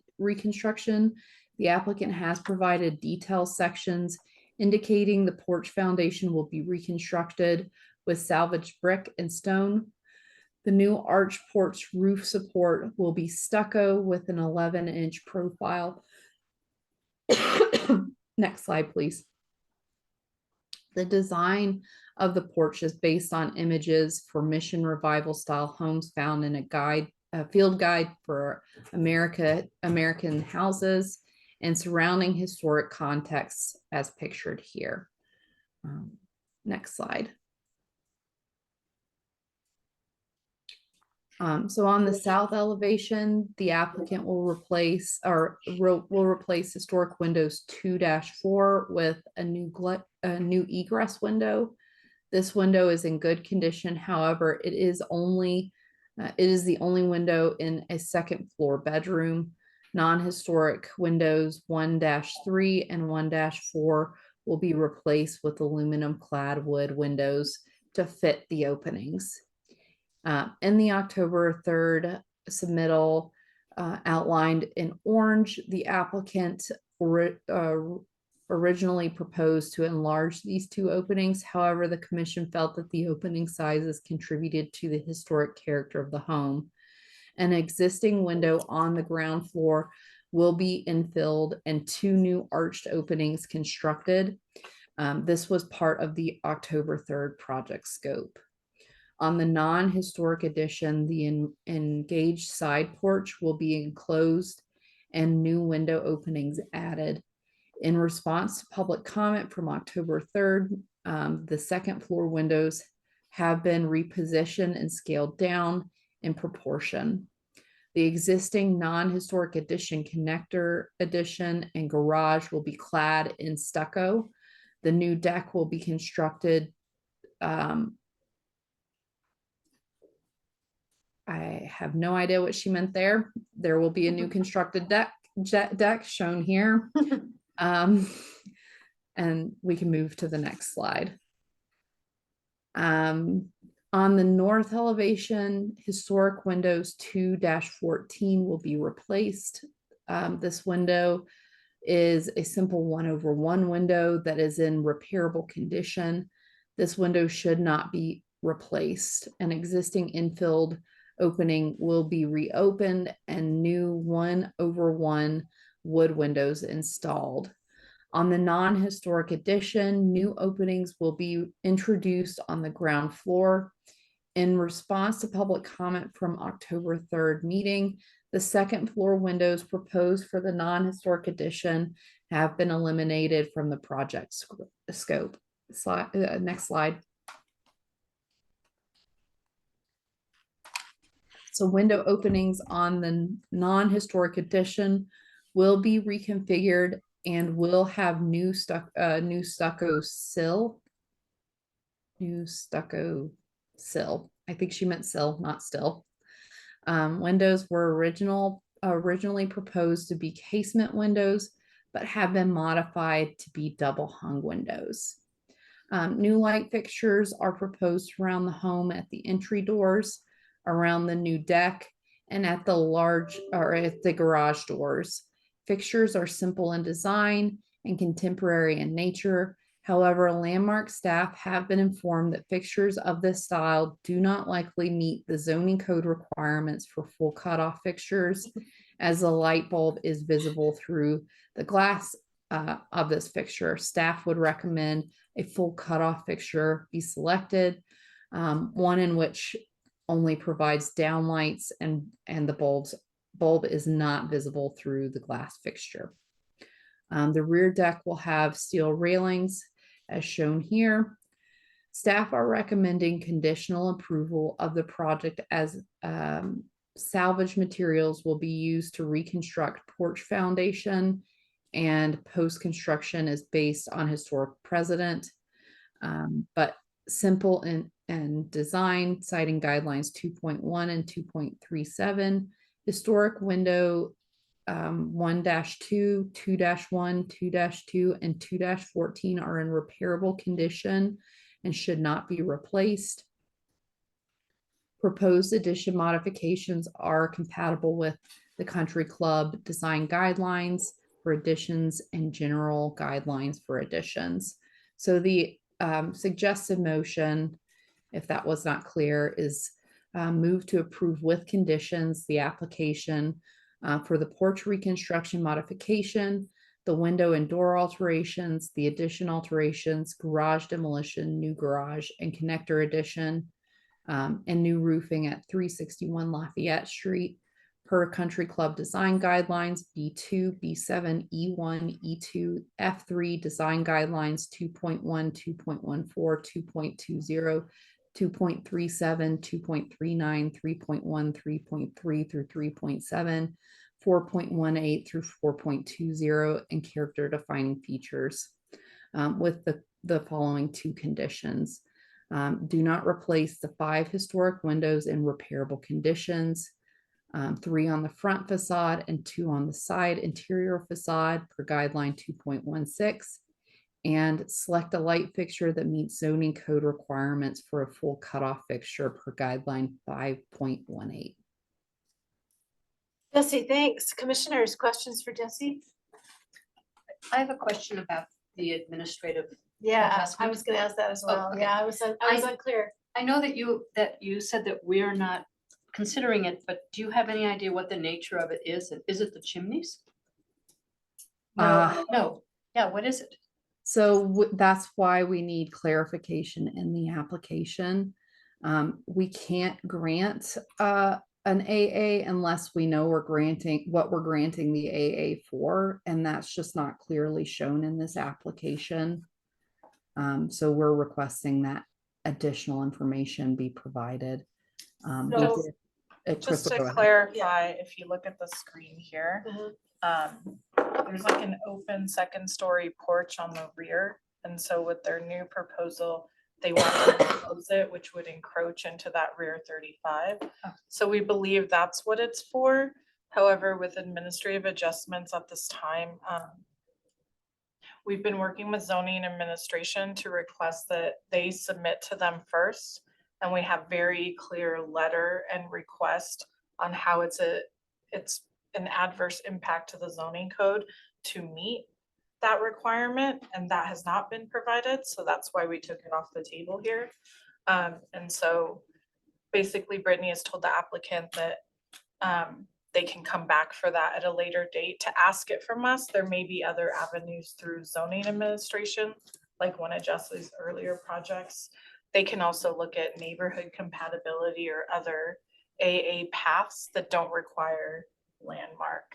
So if they do need landmark, they would come back to you for that request. But if they have another path forward, then they would not. So basically, you're not considering it here. But we can go forward considering the application. Yes. Without, Yeah, and if they Considering- get denied, If they get denied by the other paths, then they would Yes. have to come back to you to see if you think that AA is approvable through landmark because they can't meet the zoning code. but not only would they have to come back to us for the AA, but it wouldn't substantially change the application that we're looking at. For instance, if that porch disappeared, it wouldn't. It Right, wouldn't. or if they built it to code, like if they did a I see, revision, okay. yes. Thank you. At this point, because that's existing, it would just be closing it perhaps, right? Which we can maybe ask about. But they're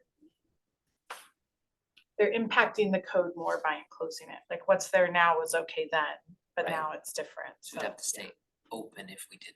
Right. Yeah, provide that. That makes sense. We'd have to stay open. Got it. Thank you. okay, any other questions for Jesse? Yeah, thanks, Dan, I was confused as well. Anything else? Okay, it doesn't look like it, Jesse. Go take care of yourself.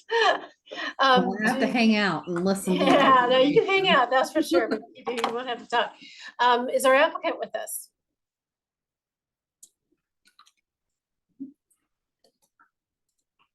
Okay.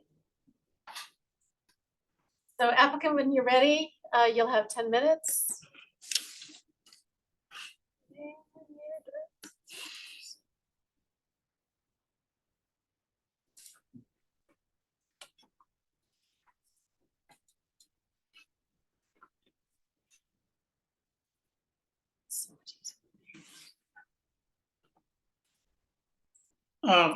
There you are.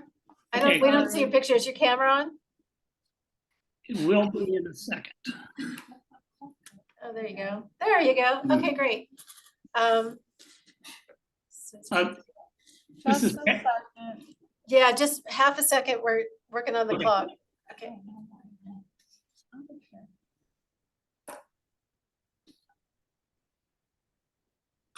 the clock is really important. Well, we want to make sure everybody gets their 10 minutes if they require it. It's I mean, okay. if you want to just start, I'll play it and I'll let you know. So you know the routine, your name and address for our records before you, as you begin. This is Patrick Cashin, the architect, 2160 South Milwaukee Street in Denver. So let me start with the administrative adjustment. This was made clear in an email to Brittany, but it did not show up in the staff report. So let me just take a moment to talk about it, even though it's not being considered here. So the addition, we believe, was in the 1980s, and the zoning code back then allowed two-story structures in the front 80% of the lot. And then in 2001 or 2002, that was changed to 65%. So the comment that there about porches there's about a 6-foot wide north to south porch on the south side of this previous addition that encroaches about 3 feet back behind the 65% line. So what we would ultimately want to do would be to enclose that. But I think for whatever resubmittal we do based on hopeful approval here, that would not be included, and we would certainly follow through either with the AA or with some alternate method through zoning. So hopefully that clarifies that situation. It's just a matter of something that was built that we would certainly like that 20 square feet in the floor plan. I think the comments last time for the porch, I think we've tried to follow through with those. We had quite a number of discussions with Brittany about what would be appropriate here. The house is pretty much a mishmash of things. We have a mission front. We have a classic Denver Square floor plan behind this mission front. We have these sort of bungalow timbers. We have these sort of chunky Tuscan columns, these little hoods over the second floor windows. There's been a lot of applied elements over the years. There's coins on this house, once again, sometimes show up in Denver Square houses. And I think what we're trying to do is remove the non-appropriate historic things and then add it and just try to simplify this front so it just hangs together a little bit better than the disparity that we have now. The light fixture is a minor item. The dark sky initiative requires the cutoff fixtures. Actually, it's been in the zoning code for a number of years. I think somebody in zoning has just all of a sudden decided to enforce that, and we certainly will comply with some sort of an appropriate cutoff fixture. I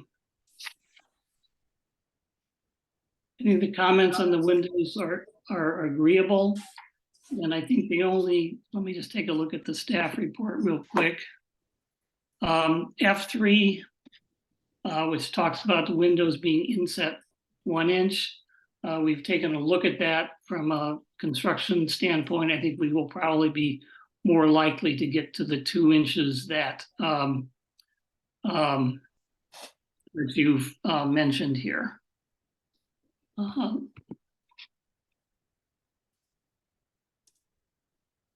think that's the only other item in the staff report other than the light fixtures. So I think we've tried to accommodate the comments from the October 3rd meeting. The previous edition, as you can see, has minimal character, and we're just trying to change the exterior of that to provide a more functional floor plan. It was pretty awkward before. I think that's all I have. Okay, Pat, commissioners, do you have any questions for the architect or for our applicant? I'm sorry. Pat, it looks like there aren't any questions, so thank you very much for coming. And let's see, do we have any, Taylor, do we have anybody with a out in the public world and virtually, anybody here that would like to make a comment? No.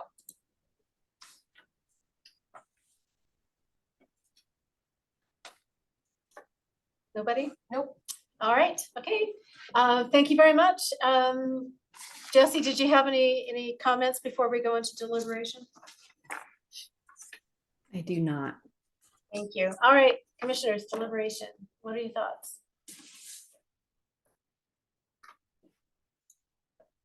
I agree with the staff report. I do too. Anybody else?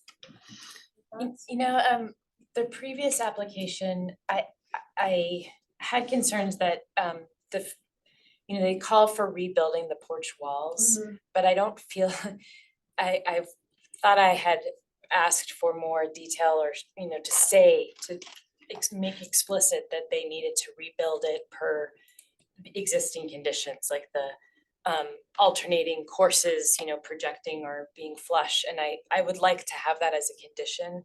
I just think that's important. And I don't think rebuilding is quite accurate enough or specific enough. Well, that's within your right to. So I just want to make, in Okay. case anyone else has a problem with that, or they think rebuilding, the phrase rebuild is adequate enough, but Yeah, I don't have an issue with that. Any other comments? All right, so Erica, perhaps you'd like to do the motion? surely. Thank you. Madam Chair, I move to approve with conditions application number 2023 COA 392 for the porch reconstruction / modifications, window and door alterations, addition alterations, garage demolition, new garage and connector addition, and new roofing at 361 Lafayette Street per Country Design Guidelines B2, B7, E1, E2, F3, General Design Guidelines 2.1, 2.14, 2.20, 2.37, 2.39, 3.1, 3.3 through 3.7, 4.18 through 4.20, character defining features for the Country Club Historic District, presented testimony, submitted documentation and information provided in the staff report with the following conditions. 1, do not replace the 5 historic windows in repairable condition, 3 on the front facade and 2 on the side interior facade, per guideline 2.16. 2, select a light fixture that meets the zoning code requirements for a full cutoff fixture per guideline 5.18. And 3, specify porch reconstruction to meet existing conditions. Erica, thank you. Second. And Gary has seconded it. All in favor, aye? Aye. Opposed, nay? All right, thank you very much. It has been approved. Nancy, thank you. I hope you get a chance to recuperate. So that brings us to the end of our design review projects. We have no business items, but we do have 2 discussion items. First is Abby with some information about the Spear Boulevard Historic District. Hello, where am I? Sorry, this is all changed I the know, last time I was there, yeah. so are you advancing I can advance. slides? Is it in or- there already? Yeah, I mean, I put it in the, Host, can you start? I just sent a request. Okay. oh, gone for a little while and the whole setup changes. Don't leave.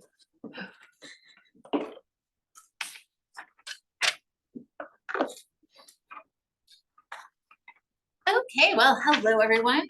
Nice to be back with you. So you're gonna be seeing some items over the next, next meeting as well as over the next year. You know, throughout, I think, 2024, you'll be seeing some items related to Spear Boulevard.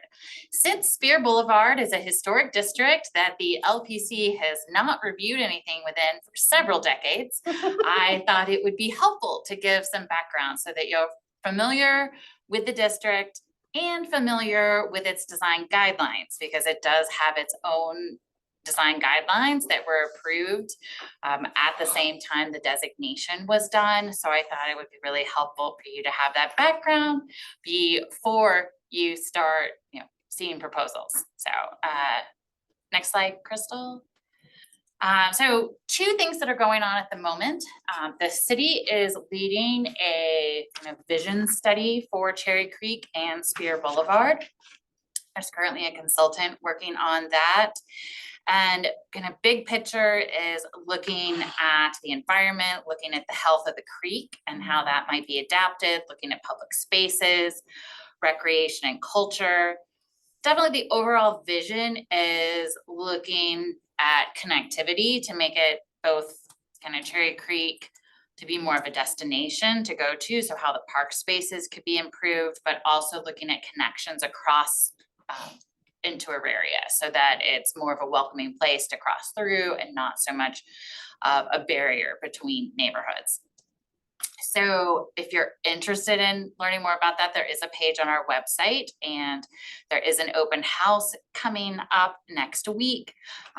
I'm also on that project management team internally. So if you have any questions about what's going to be part of this, but they're looking at a couple different options for what might happen, and the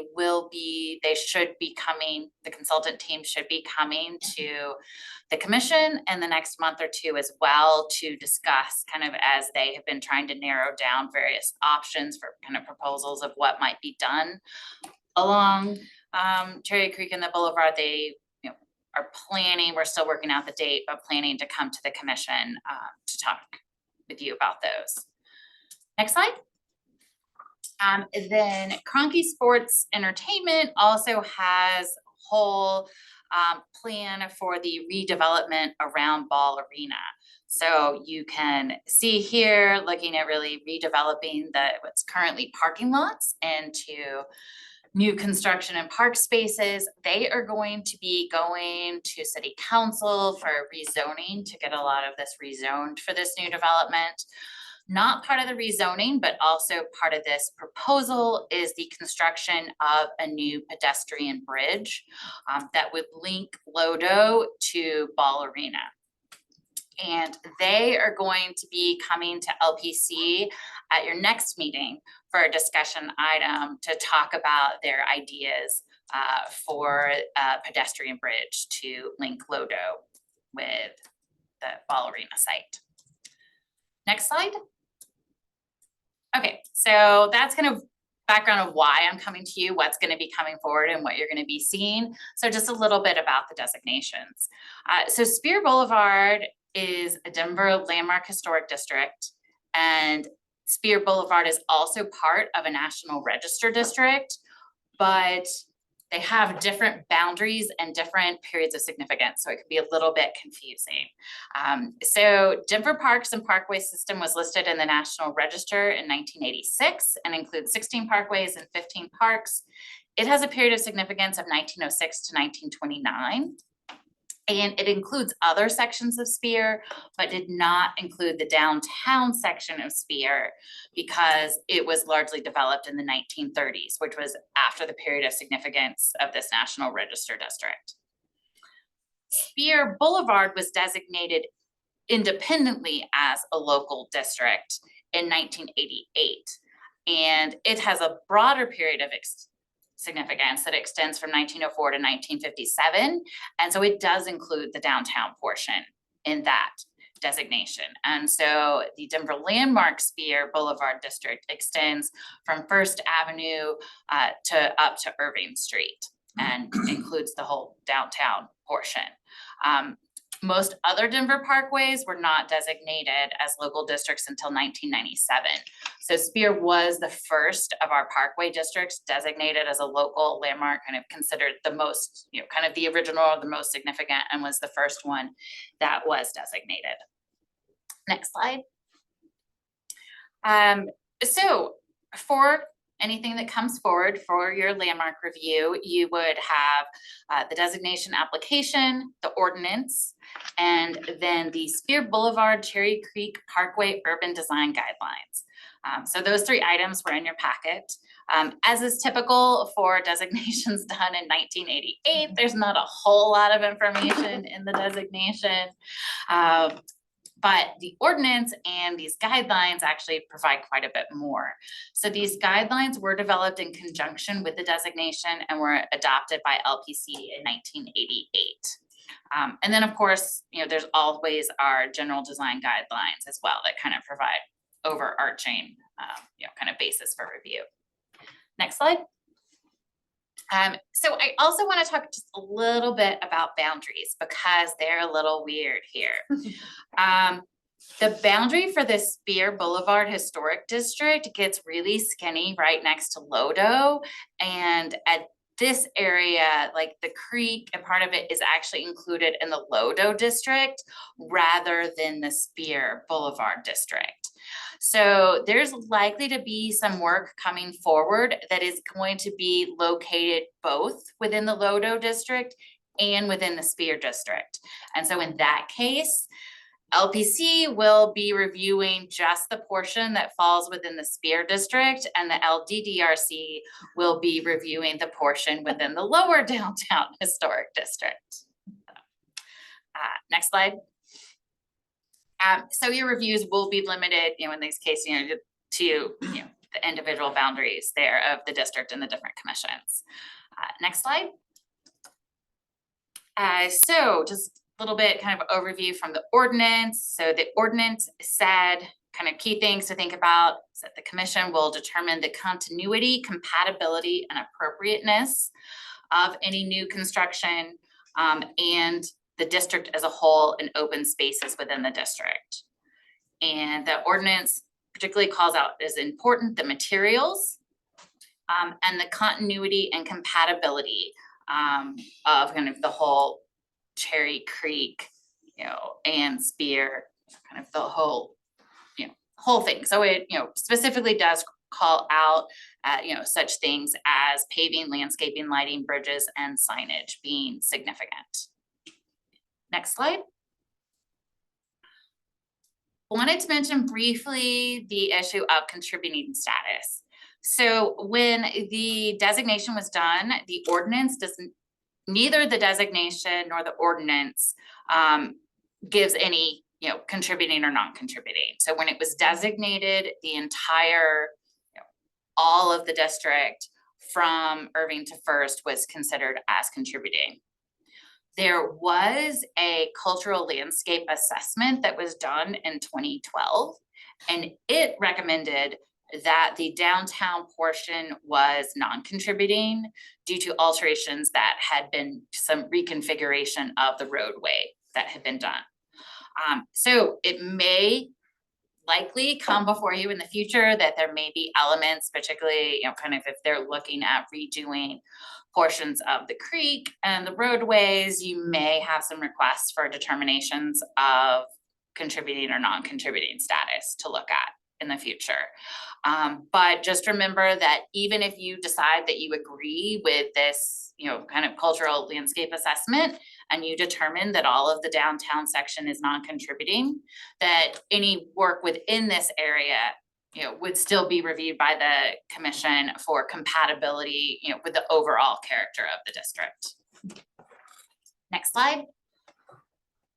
So these guidelines that you've probably never seen, because I think I dug them out of a filing cabinet, and I think I was the first person that had looked at them in a couple decades. So the guidelines establish that the purpose of these guidelines is to revitalize the civic and historic quality of the boulevard and to ensure that this quality is restored and maintained over time. Next. So the guidelines call out these as being the kind of key features. That's kind of the goal of the guidelines, to retain or to restore, that it be linear, formal, uniform, have a promenade character, a pedestrian scale, that water, maintains, kind of being a dominant visual feature, and that it have a classical design. Next slide.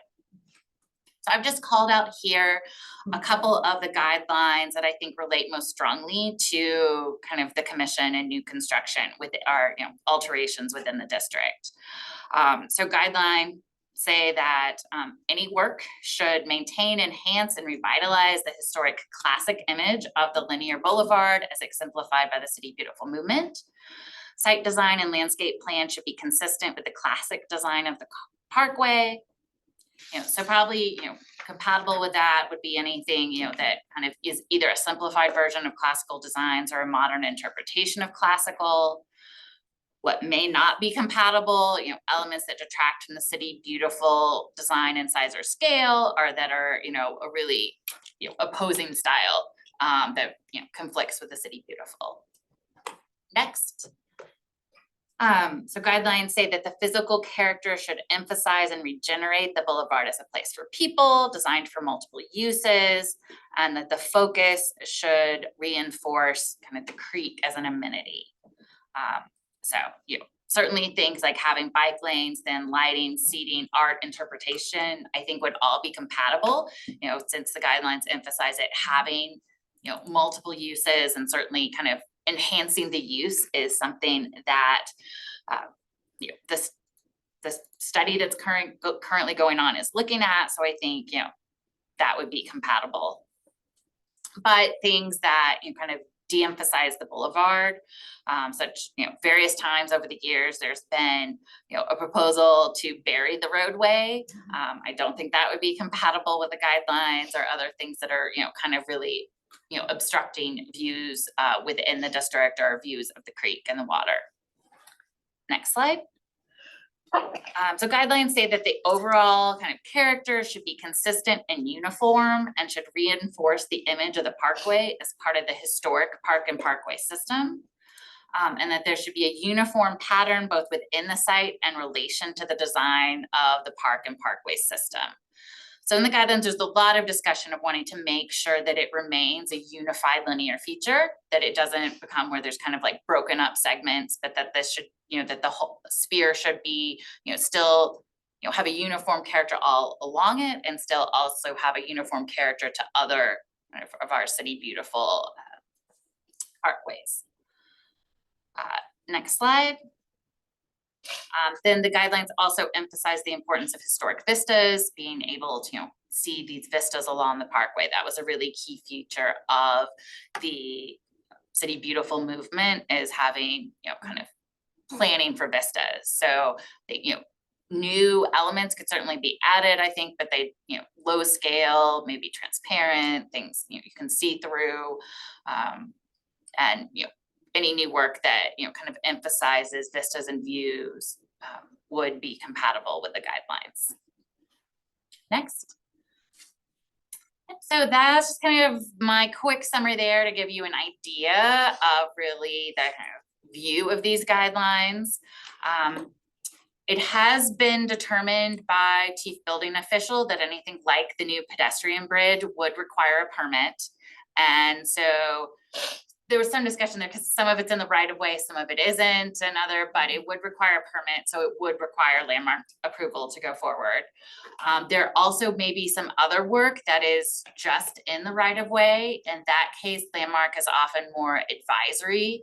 If it's something that's just going, that anytime it involves a permit, landmark will be involved. Regulatory will have to give a certificate of approval, but you also may have an advisory capacity on some things that are within the right of way. And if for any of this work, there ends up being any federal funds or permitting involved, then Section 106 review would also be triggered.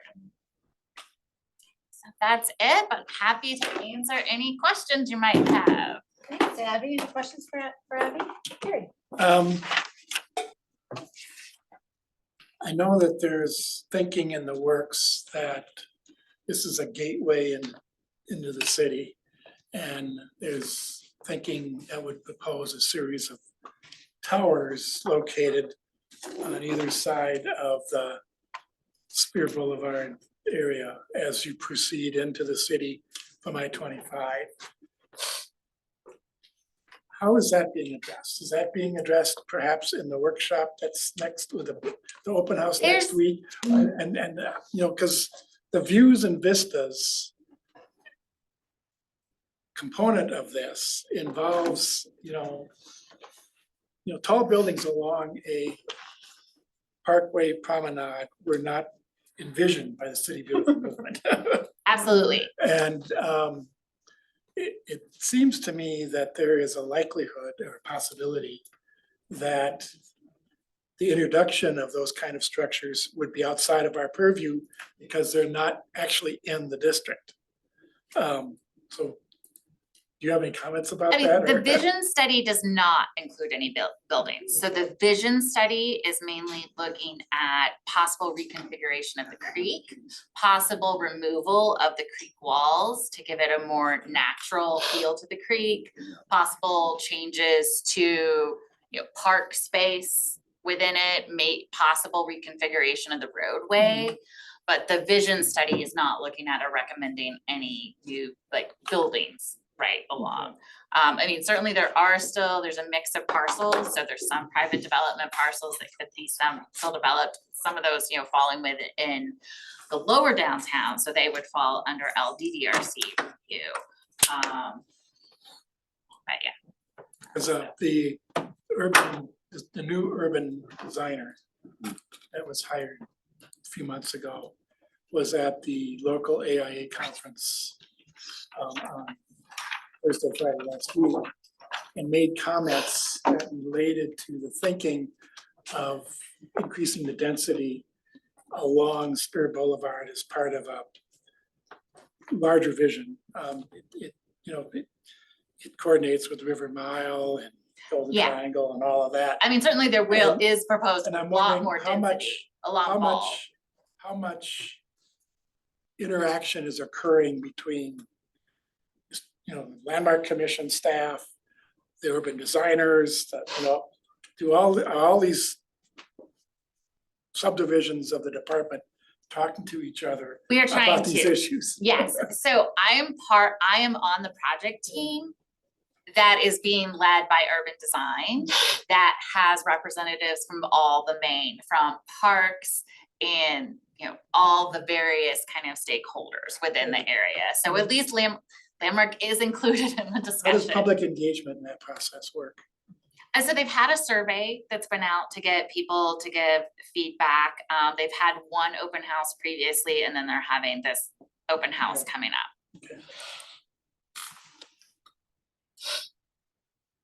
up.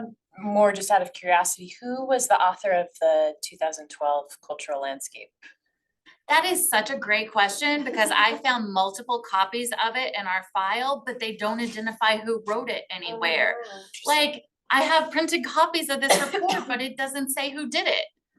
Okay. So I need to dig further and see if I can find additional records, but the report itself doesn't say who the author is. So well. Can this presentation be shared with us?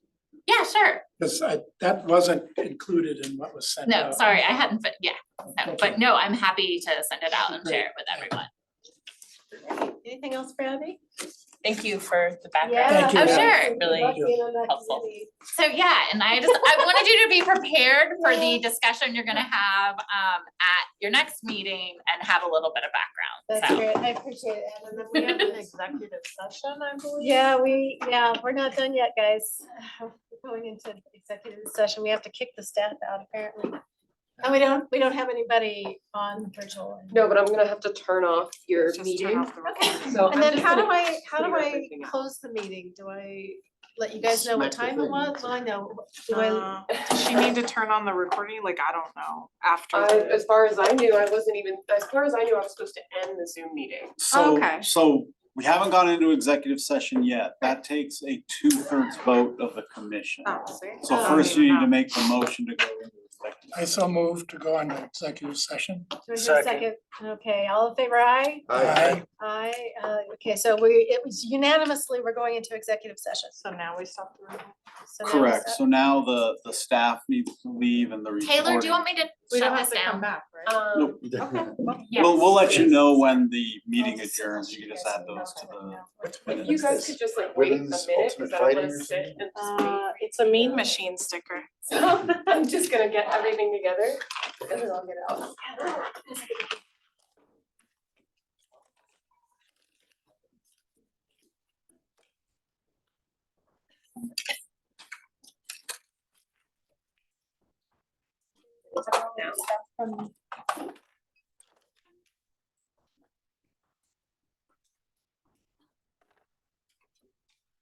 As in, we're not resuming this meeting, right?